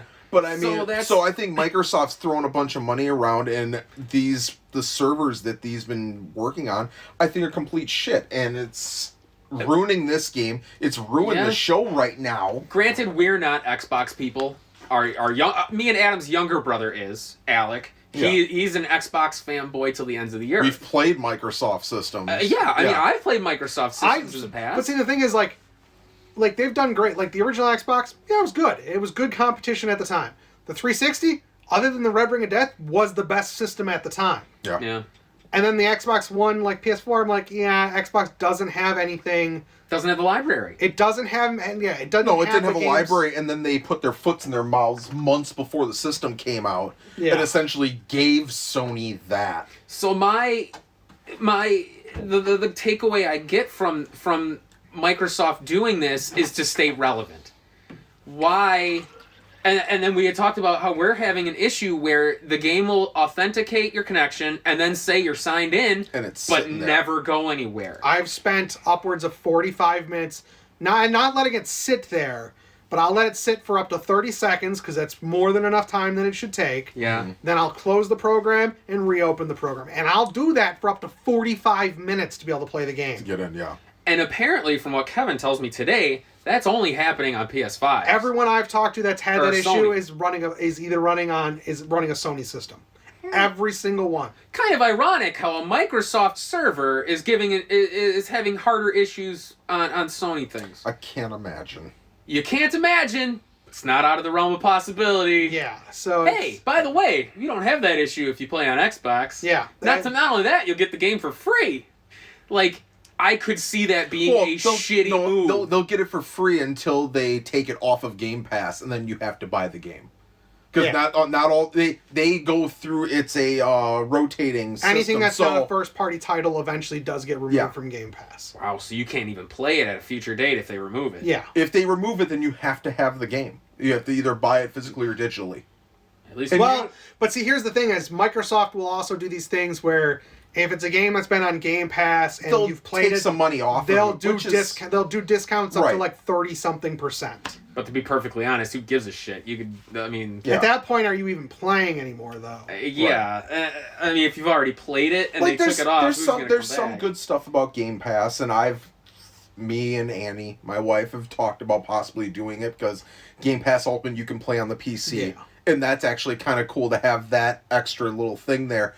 But at the same time, The if vast you're going to majority pull of the games, the vast majority of the games in there, I'd never touch. Yeah. right? It's all a preference if you like those kind of games. Like, yeah, if you're into Gears of War, if you're into Halo, basically, if you're into the Microsoft first party like stuff, yeah, I suppose it's all right. But at the same time, What's why the play majority? this? I can't play the Shooters. same games over. Shooters, Yeah. exactly. Xbox has built its reputation on shooters. It was never like that though. Like they had a great indie program. The 360 shop had a lot of garbage. There was garbage, Oh, but was some there of the garbage, Adam? not as bad as the Wii though. We used to go through the 360 shop and be like, I'd be embarrassed to be the person with my name on these. The Wii wasn't bad. The Switch no. is kind of getting that way, where there's just a lot of trash on that shop. But I mean, some of the stuff that they had on 360 was pretty interesting. decent. Xbox One was okay. The Ori games are amazing. Oh, they're fantastic. They're no longer Xbox exclusive though. They're Thank not. God. They're on the Switch. They're on PlayStation. They're on everything. So they're not on PlayStation yet, are they? Yes, they are. Ori 2 is. I don't know about the first Will o' the one. Wisps is. Blind Forest might be as well. Maybe. I'll have to take a look because Yeah. I've been wanting to play those games. Yeah, for they're a while. no longer exclusive. But that's... And that kind of is why I feel like Microsoft sneakily but underhandedly tried... Sabotage is a Hamstring. strong word. Hamstringing. Pretty much. They tripped the racer next to him. That's kind of what it feels like. In a way. Well, you also have to look at they got their asses handed to them For the last in the couple of last years. generation of systems. Yeah. Oh, yes. I own a 360 just for the RPG exclusives and Yeah. some of the games that just do happen to run better on a 360. Right. I will never buy an Xbox One because why would I?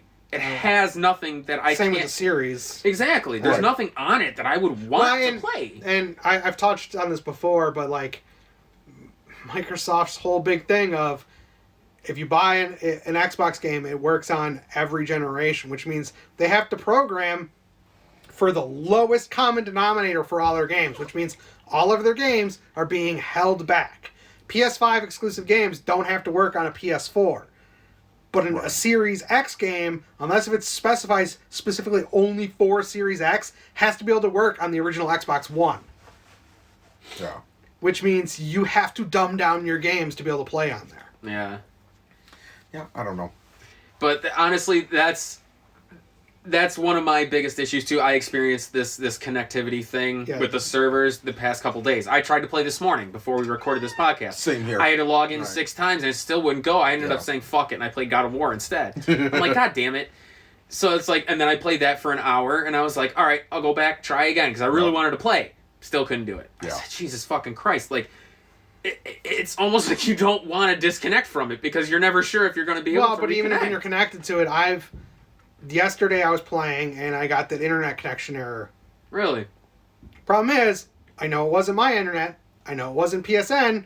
I know it was my internet because I was watching YouTube. I had YouTube stuff running on my phone. Well, PSN was down. No, it wasn't PSN though. That was 2 days ago. PSN went down for an hour. 2 days ago, PSN went down, which I found hilarious. But it's like okay, so internet connection error. I'm like, no, it's not an internet connection error because I'm still on the internet with every other device in my house. Yeah. So it's not the internet. Checked PSN. PSN's up. According to the Outriders servers, we're still performing optimal. Everything's green across the board. So why did I get disconnected? Yeah. Yeah. And I have a feeling it all comes back down to these stupid fucking servers. Yeah. Something in these servers is preventing it from running the way it should. Is it sabotage? I don't know. But it's the kind of the inkling I'm starting to have as more evidence comes out about some of the issues people have been having. Yeah. And honestly, once again, the year of our Lord, Cthulhu 2021. You should have learned from Destiny. You should have learned from that. You But at some point, but this these companies, especially with the pandemic, why aren't these companies working together? Why are we still having these fanboy discussions? Why are we? Oh, you're Xbox. You're just second class. You're the Nintendo. Nobody gives a fuck about you. You're all this stuff. Why are we not working together and making sure all this shit's fucking future-proofed and getting everything done? Because the world could be ending and people will still be people. Yeah. Yeah. That's the biggest thing.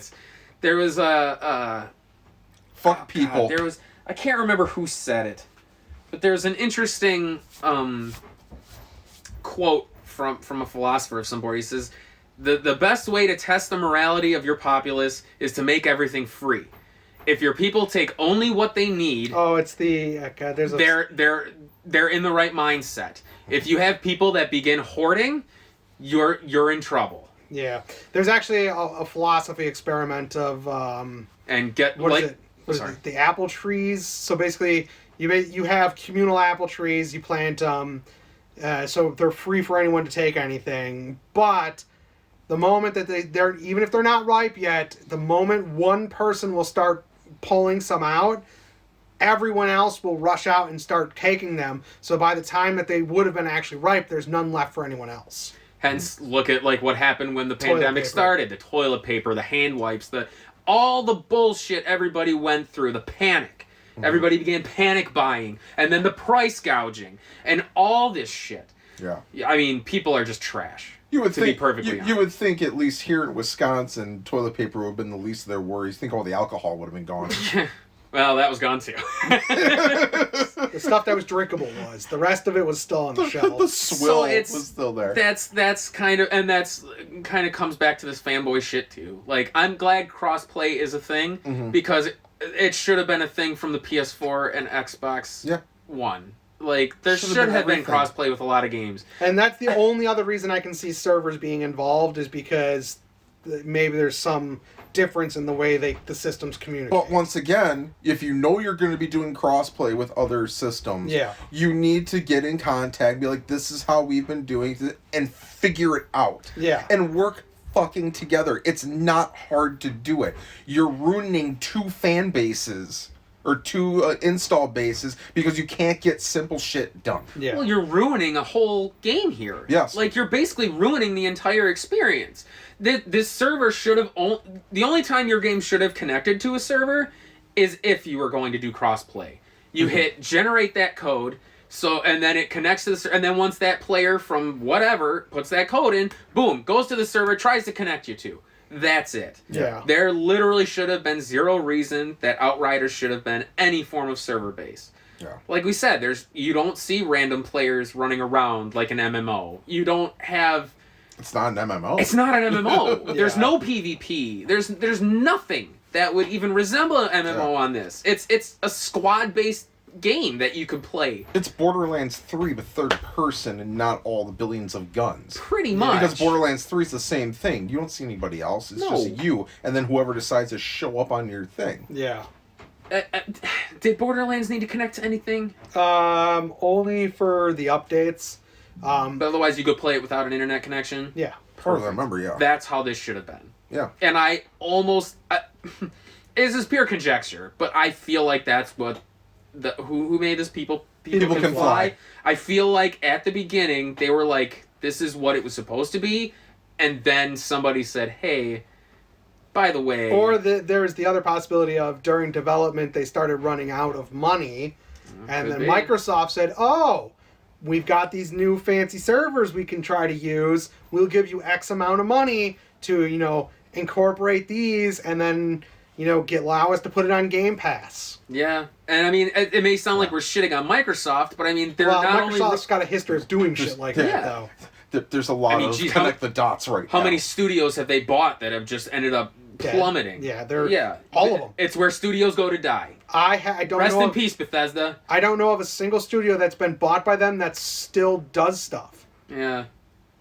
Like, even the ones that develop in-house and then eventually split away from them, kind of start faltering. So it's like, Yeah, so I remember all the people that were sitting there taking victory laps, like, oh, we got Bethesda, no more for PlayStation. Except for they have to honor all the contracts that are still already in place. That, and why would I want something that puts games out and they're half-assed anyway?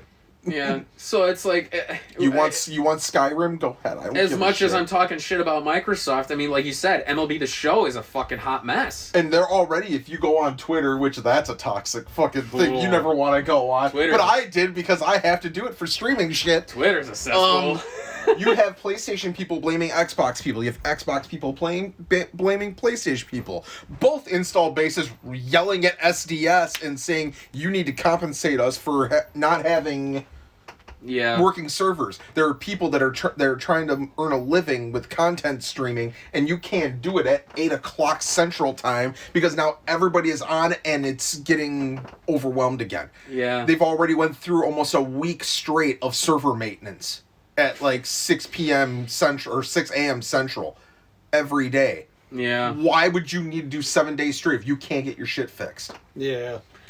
Pandemic or not, this should be DEFCON 1. Yeah. We need to get this fixed. And to be honest, that's actually kind of shocking to hear that the loot tables and all that shit that's generated is coming from the servers rather than in-game. Yeah, I don't understand why it's being done that way. Seems absurd to me. It's like... because people are stupid. Diablo's been doing it in-game since the first one. Yeah. Yep. I would say most games do. Yeah. Most games don't have truly randomized loot. Right. Most RPGs, if an item drops, it's a set item. But games like Diablo, Borderlands, where the items are literally randomly generated on the fly before they're populated. No two items are the same. Yeah. Right. Yeah. Yeah, that's... Compliment sandwich, man. So we had all this bad shit to say. I got more. Of course you do. Negative Nancy. No, actually, my only other complaints are, endgame, the expeditions being timed based. Yeah. I think there should be 2 different times. There should be 3. There should be time for solo. There should be a time for 2-player and a time for 3-player, and they should be different. Yeah. Should get harder as you have more people. So, like, a solo person shouldn't have to hit the same mark as a group of 3. Yeah. Because they're, like... Well, you should also have a normal and then do, like, a time thing as a ranked type thing. Well, because the time directly affects the quality and amount of loot you get. That's shit. So, that's the part I'm kind of like, that's shit. And even if you fail, you do get some, like the loot for, like, the bigger enemies you would kill. They drop a chest in the camp so you can pick up some loot. So it's not like you're going away empty-handed. Still kind of sucks. Yeah. And because it's time-based, it tends to make so everyone's forced to push pure DPS builds as much as you can do. That sucks. So, like, I hate games that force you into that. So it's like, yeah, we got build diversity, but it's either if you want the gold, you're gonna push your DPS build. If you don't care about hitting gold in all of them, then you can go for a more like survivable build. But then you're gonna be getting, if you're lucky, you'll hit gold. Most of the time, you'll end up hitting silver. I thought Division 2 struck a pretty good balance, like their raids. Where it wasn't a pure DPS race. There was some. It devolved, but there was some mechanics. Into it, and you had to have some survivability. I wish games would go back to that, but I understand everybody doesn't have the time to try to look through and be like, this is what we have to do on this part. We have to do it this part. Kind of like Destiny's raids. Right. I hated them. But like, stupid mechanics like that are dumb. Like, but if it's a mechanic of just in the middle of the boss fight, flip this switch type thing, that's fine. It's not hard to figure out. Like some sort of mechanic like that, so it's not just a run and gun. The bullet sponge. Honestly, I would prefer to see them diversify endgame into 3 different things. So you have the timed ones, which focuses on pure DPS. That's actually one of the things. Do Prison of Elders to me. I would love to see a horde mode. Yes, where you just fight waves, and the longer you survive, you get a multiplier towards your loot. Then when everyone finally ends up wiping and you fail, then you get an award. I'm about to say even something like Prison of Elders. Instead of doing have you do 3 waves of bosses and then fight an overall bigger boss. Yeah. You could randomly generate each 3 of those bosses. That way you do have to focus, and it's not timed. Just beat the damn thing. Yeah. That way you could do builds that are more tactical. You know what I mean? You can do Prison Elders, you can do that. I would say also doing like dungeon type thing and focus more on the lore, and they could do something with that later on. I think so. Yeah, so the only other 2 things like I hate about Expeditions so far, there are like opening the door at the beginning of the match, and then there are like cinematics like that happen during certain parts. Does that count? They count. The timer does not stop during any of these. That sucks. And then the only other thing is there are some of the maps have these obelisks where you have to stand in a circle, and it's a timer thing. You have to stand in this circle for so long, and then it'll open up a door. Shouldn't be. It still counts towards your time while you're standing in this circle. That's stupid. So it's one of those things where it's a set amount of time for it to go count down for it to open the thing. No. So even if you kill all the enemies that are in the area, you're still standing there with nothing to do while it has to go through this motions. Ouch. Ooh. So that's just like, that shouldn't be like that. Yeah. The cinematics in the opening of the door should not count towards your time, period. Right. How dare they? The only other things I'd like to see, other than apparently certain skill mods on weapons and armor have conflicts. Really? So, like, there are certain ones where, like, on your weapon, if you'll have 2 different things that'll do, like, particular, like, effect on an enemy, they'll come into conflict and sometimes won't trigger. Oh, so if you have, like, a freeze or an ash? Yeah. Or there's other ones where... I could see that. Well, but see, in that context, that one's fine. But there'll be ones where it's like, killing an enemy will cause an anomaly blast. But I have this other ability where I'll do something and it'll cause damage, but for whatever reason, they'll cause into conflict, so one of them won't trigger. The only other thing is, more skill points would be nice, but upping the level cap could fix that. Yeah, which I'm sure they'll do at some point. And then my last thing is I'd like to see more sidearm varieties.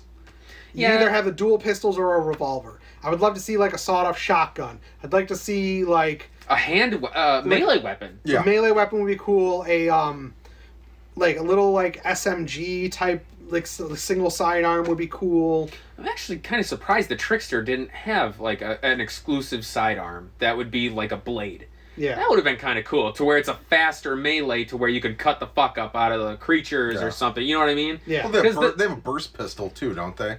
As well. Well, but that's just the variation. That's just you the either variation. have when you're doing the dual pistols, you have high caliber, which is the slower. The revolver.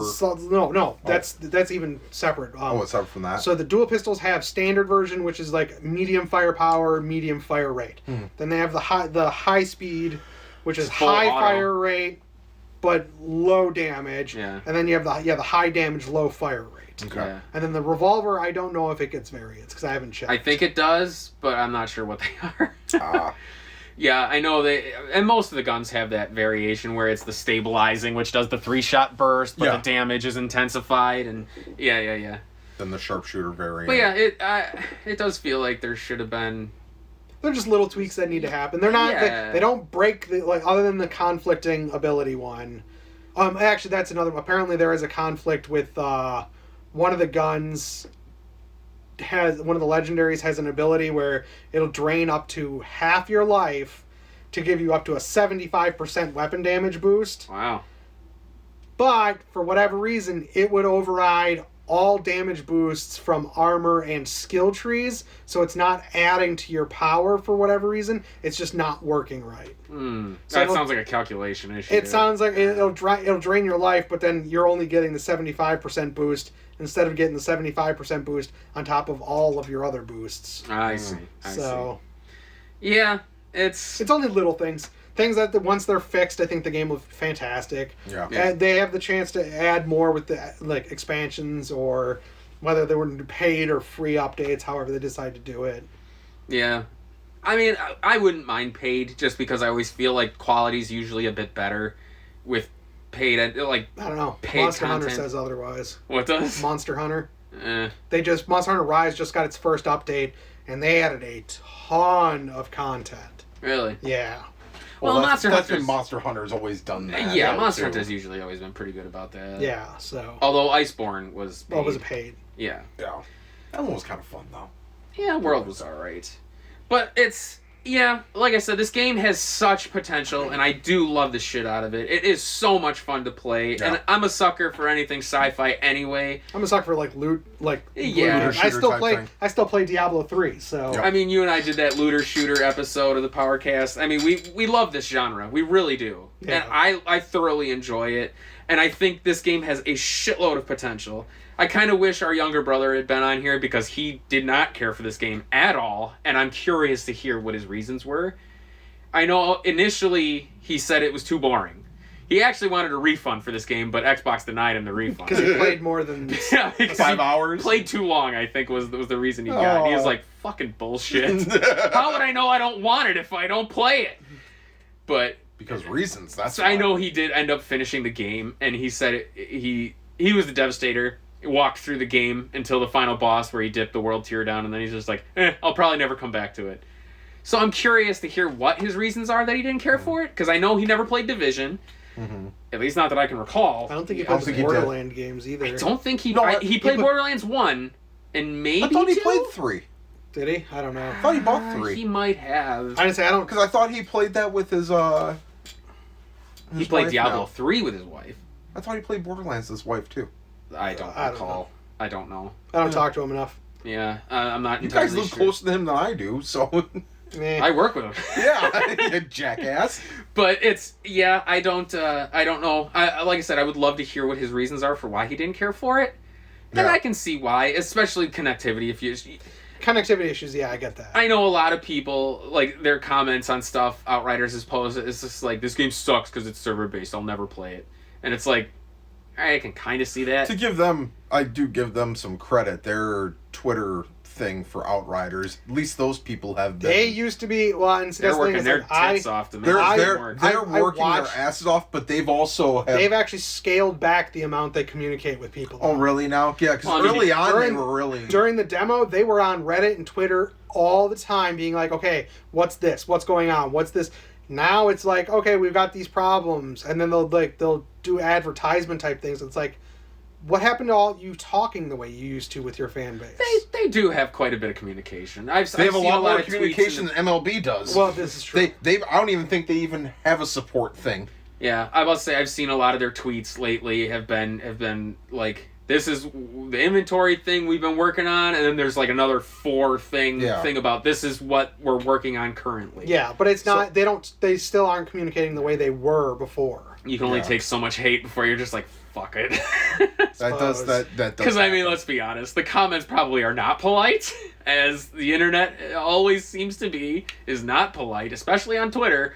So it's like, and people can be, especially downright vile and not have anything happen to them. Granted, it's unless nothing, it goes Jay and Silent Bob, and you just find out where everybody is. Granted, it's nothing new, but Cyberpunk's debacle, I'm sure, brought out the dregs of hate. Wow, I am still holding out hope for that game. At least if it gets on PS5, or maybe, I don't know. From what I understand, even with their fixes, they haven't fixed anything. I know, it just keeps causing more problems. But they're determined. I know the president of the thing said this is gonna be a playable game, and it's gonna be worth it. They just took on like 3 and if more it's not, games. they're at least bringing The Witcher 3 onto PS5 as a free update.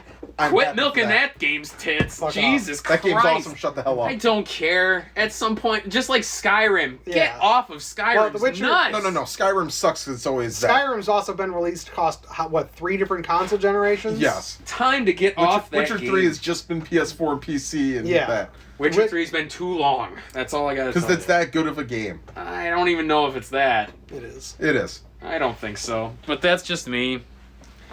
At some point, you gotta move on. Same with Skyrim. At some point, I figured you would at least like that game. On. It's got boobs. I mean, Final Fantasy 15 or 16 or 15. Need I say more? Just move the fuck on, which they are. But Final Fantasy was always going to. Square was always going to move on with that one. 15, they rode that fucking ball sack till the ends of the earth. You should talk to Destiny about that one. I know she loves it, but I'm just saying it's. I tried. I got the Royal. I tried. I couldn't Royal do it. update or whatever the Royal Archmage Ignis fucking. I got that for free. Butt bang. Like I borrowed 15 from him, and then I started playing through it, and then it was just like he probably didn't even know it was gone. No, he didn't. I had no clue. No clue. Yeah, I showed up one day while he was at work, and I was just like, I'm gonna borrow this, and. I don't know. I feel like this was a new Outriders is a new franchise, especially for Square Enix. It's their first foray into this type of a game. And they're just having issues. And they're having issues that I think could have been prevented had other things not dipped their dick into the pool. Square Enix has been having a lot of issues with They've been releasing a lot of balls lately. That Balan Wonderland was really, really good. We talked. Then, yeah. That game was a travesty, from what I understand. I'm surprised that's not catching more flack. I'm surprised that game's not $20 yet.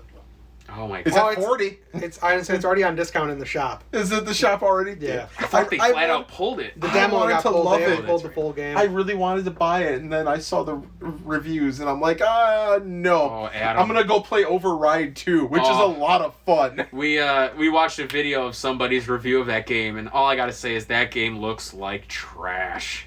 Did it make what was it? Gex 3 look like a masterpiece? It looks like a PS2, PS3 platformer. Oh fuck it's no! That well, bad. Graphic wise, it looks fine. It looks like that. It looks like a good style. Yeah. But gameplay wise, it looks antiquated as fuck. It looks so bad. I had such high hopes. I'm so glad I didn't buy it. Yeah, that'll be a $20 one. Maybe I'll pick it up on a drunken stupor somewhere. Yeah, it's a shame. Because like I said, this game I was excited for it right out the gate. I thought it looked incredible. Oh yeah, Outriders. I've been following it since they announced it. Yeah. So I mean, to be perfectly honest, Outriders is the reason I bought my PS5. I really wanted to play. This was one I didn't want to play it on PS4. Yep. No. because I knew it was going to be so much better on PS5. So. Yeah. And so far, I'm loving the game. I really, really am. All the frustration aside. It's really amazing how lucky we all got getting our systems, too. Well, mine wasn't so much luck as someone being connected. Oh, yeah. Thank you that they're actually... And someone that apparently Sony likes a lot that got an exclusive invitation to get one. And the wife said yes, which I was shocked at that, too. But the fact that when I called up, or I sent you a text saying, hey, look what I got, and then I get it returned. Yeah, I just got mine too. I'm just like, what the fuck? I was about to say, I won't name him, but God bless my friend, he's a decent human person being. Who just, he didn't upsell us in any sense of the word. He just whatever wanted, cost for the package. He just wanted to get a system in the hands of gamers who wants to play them. Yep. Bless this man. I love this guy. It was so funny because, like, mine was just Andy got his. I got the bundle. And then he's like, so would you be interested? I'm like, yeah, if you can give me one. And then it was like a couple days later, he's got one. Yeah, I'm like, it wasn't okay. the bundle, just the console. And like I said, this guy was a godsend. Yeah. I'm so thankful. I found mine. It was they were like, we'll give you 20 minutes, get your thing. Got the system, got Demon Souls. My card fucking declined it. I'm like, I just put money in here, and it was flagging it as a fraud, fraud charge. I'm like, are you goddamn serious? I mean, and it went through. I was like, this is a whole debate we could get into. Yeah. I think maybe you and I dabbled in it a little bit in the Outriders demo. Because we had mentioned our interest in playing it on the PS5, but it's like the climate for buying these systems now is a fucking joke. Well, just tech in general right now is. Yeah. It's like a small part. That and unfortunately, it's actually about to get worse because chip shortages for manufacturing certain things. Yeah. They're falling behind. They cannot produce enough for the demand of electronics right now. Yeah. So because everybody's staying at home because. So like some of these systems are actually going to get harder to find. Graphics cards and stuff like that are going to get harder to find. Don't I know that one? So I almost feel like, and I know you and I had mentioned it a little bit, and you said it's impossible, but I almost feel like a lot of these stores should just get rid of online purchase. Yeah. It should only be you're ridiculous. Buying this in person. We're not telling you when it's coming. You just have to be lucky enough to be here. Yeah. Because but that'll also cause a lot. I don't care. Oh, I know you don't care. It'd be the only way to mitigate the bots buying all these systems for you. Even have a fucking iota chance. The other thing is like they need to lock based on address and like PO boxes. Yes. If you've had one shipped to an address, it needs to be hit onto a list on that site. So you can no longer. Sony did that. Sony does that. I had a friend who got one through Sony, and he says that he cannot buy another one. Yeah. It'll only because it not only it will get you in, that it asks for credentials, so you have to sign in with your PlayStation Network login. See, that's not a bad way. And that's actually smart, and I think it is one per household. So if I got 2 accounts. Yeah. I have my old account and then my other one for Slapdeaf and Silly. If I go on the other account, it'll still see the same address. Yeah. It won't give me one. So if I want to get another one for Annie or Destiny, I'll have to find one when it's actually in a store, and that's going to be tough as fuck. Yeah. So it's one of those things where I feel bad for this generation of gaming because it's how many people are really going to experience it. Yeah, it's been kind of rough. What was it that the number you had shown, that one article where it's only a certain percentage of PS5 sold are actually being used? There's like 13% are actually connected and actually being actively played. But yet, didn't they just have a thing saying that the PS5 is like the most? Yeah, because it's selling, but it doesn't necessarily mean they're being played. Yeah. There are bots are still, they're buying, like these people are buying them, scalpers are buying them up. But funny, and sitting on it. It's PS5, but not Series X. They're having issues too. Series X's are sold out to the end of the year too. Wouldn't they be even or equal? They're not even because of Japan. You got to remember most of the rest of the Japan world hates Microsoft. Got to remember most of the rest of the world doesn't buy Xbox products. Why? Hence why they need to do everything they can to get a leg up. Which is why they've been trying to buy like Sega and a bunch of other Atlas. Stuff. Square Enix, I thought too. I had heard Square Enix was prospectively being bought out by a company, and the rumors were Microsoft. I don't see that ever happening. I hope Atlas doesn't. I want to say Atlas was one of the ones that Microsoft was looking at too. They need to foot into the Japanese market, but it'll never happen. I don't think Atlas would let them. No. Unless it's a takeover, but who knows? Whatever. But anyway, that'll do it for Outriders for now. Despite all the bad things, I do really highly recommend. It's definitely you play one of my this game. favorite brand new IPs. Yes. Yes, I Excellent. love it. As much as I loved Borderlands 3, I burnt out pretty quickly on it. I never finished it, but this game is making me want to go back and actually play Borderlands 3 again. So it's like, I feel like this is definitely a game worth playing if you get the chance. It's fun, it's unique. Definitely, if you have people to play with, it's a more lot of fun, because I loved playing with you guys. Yeah.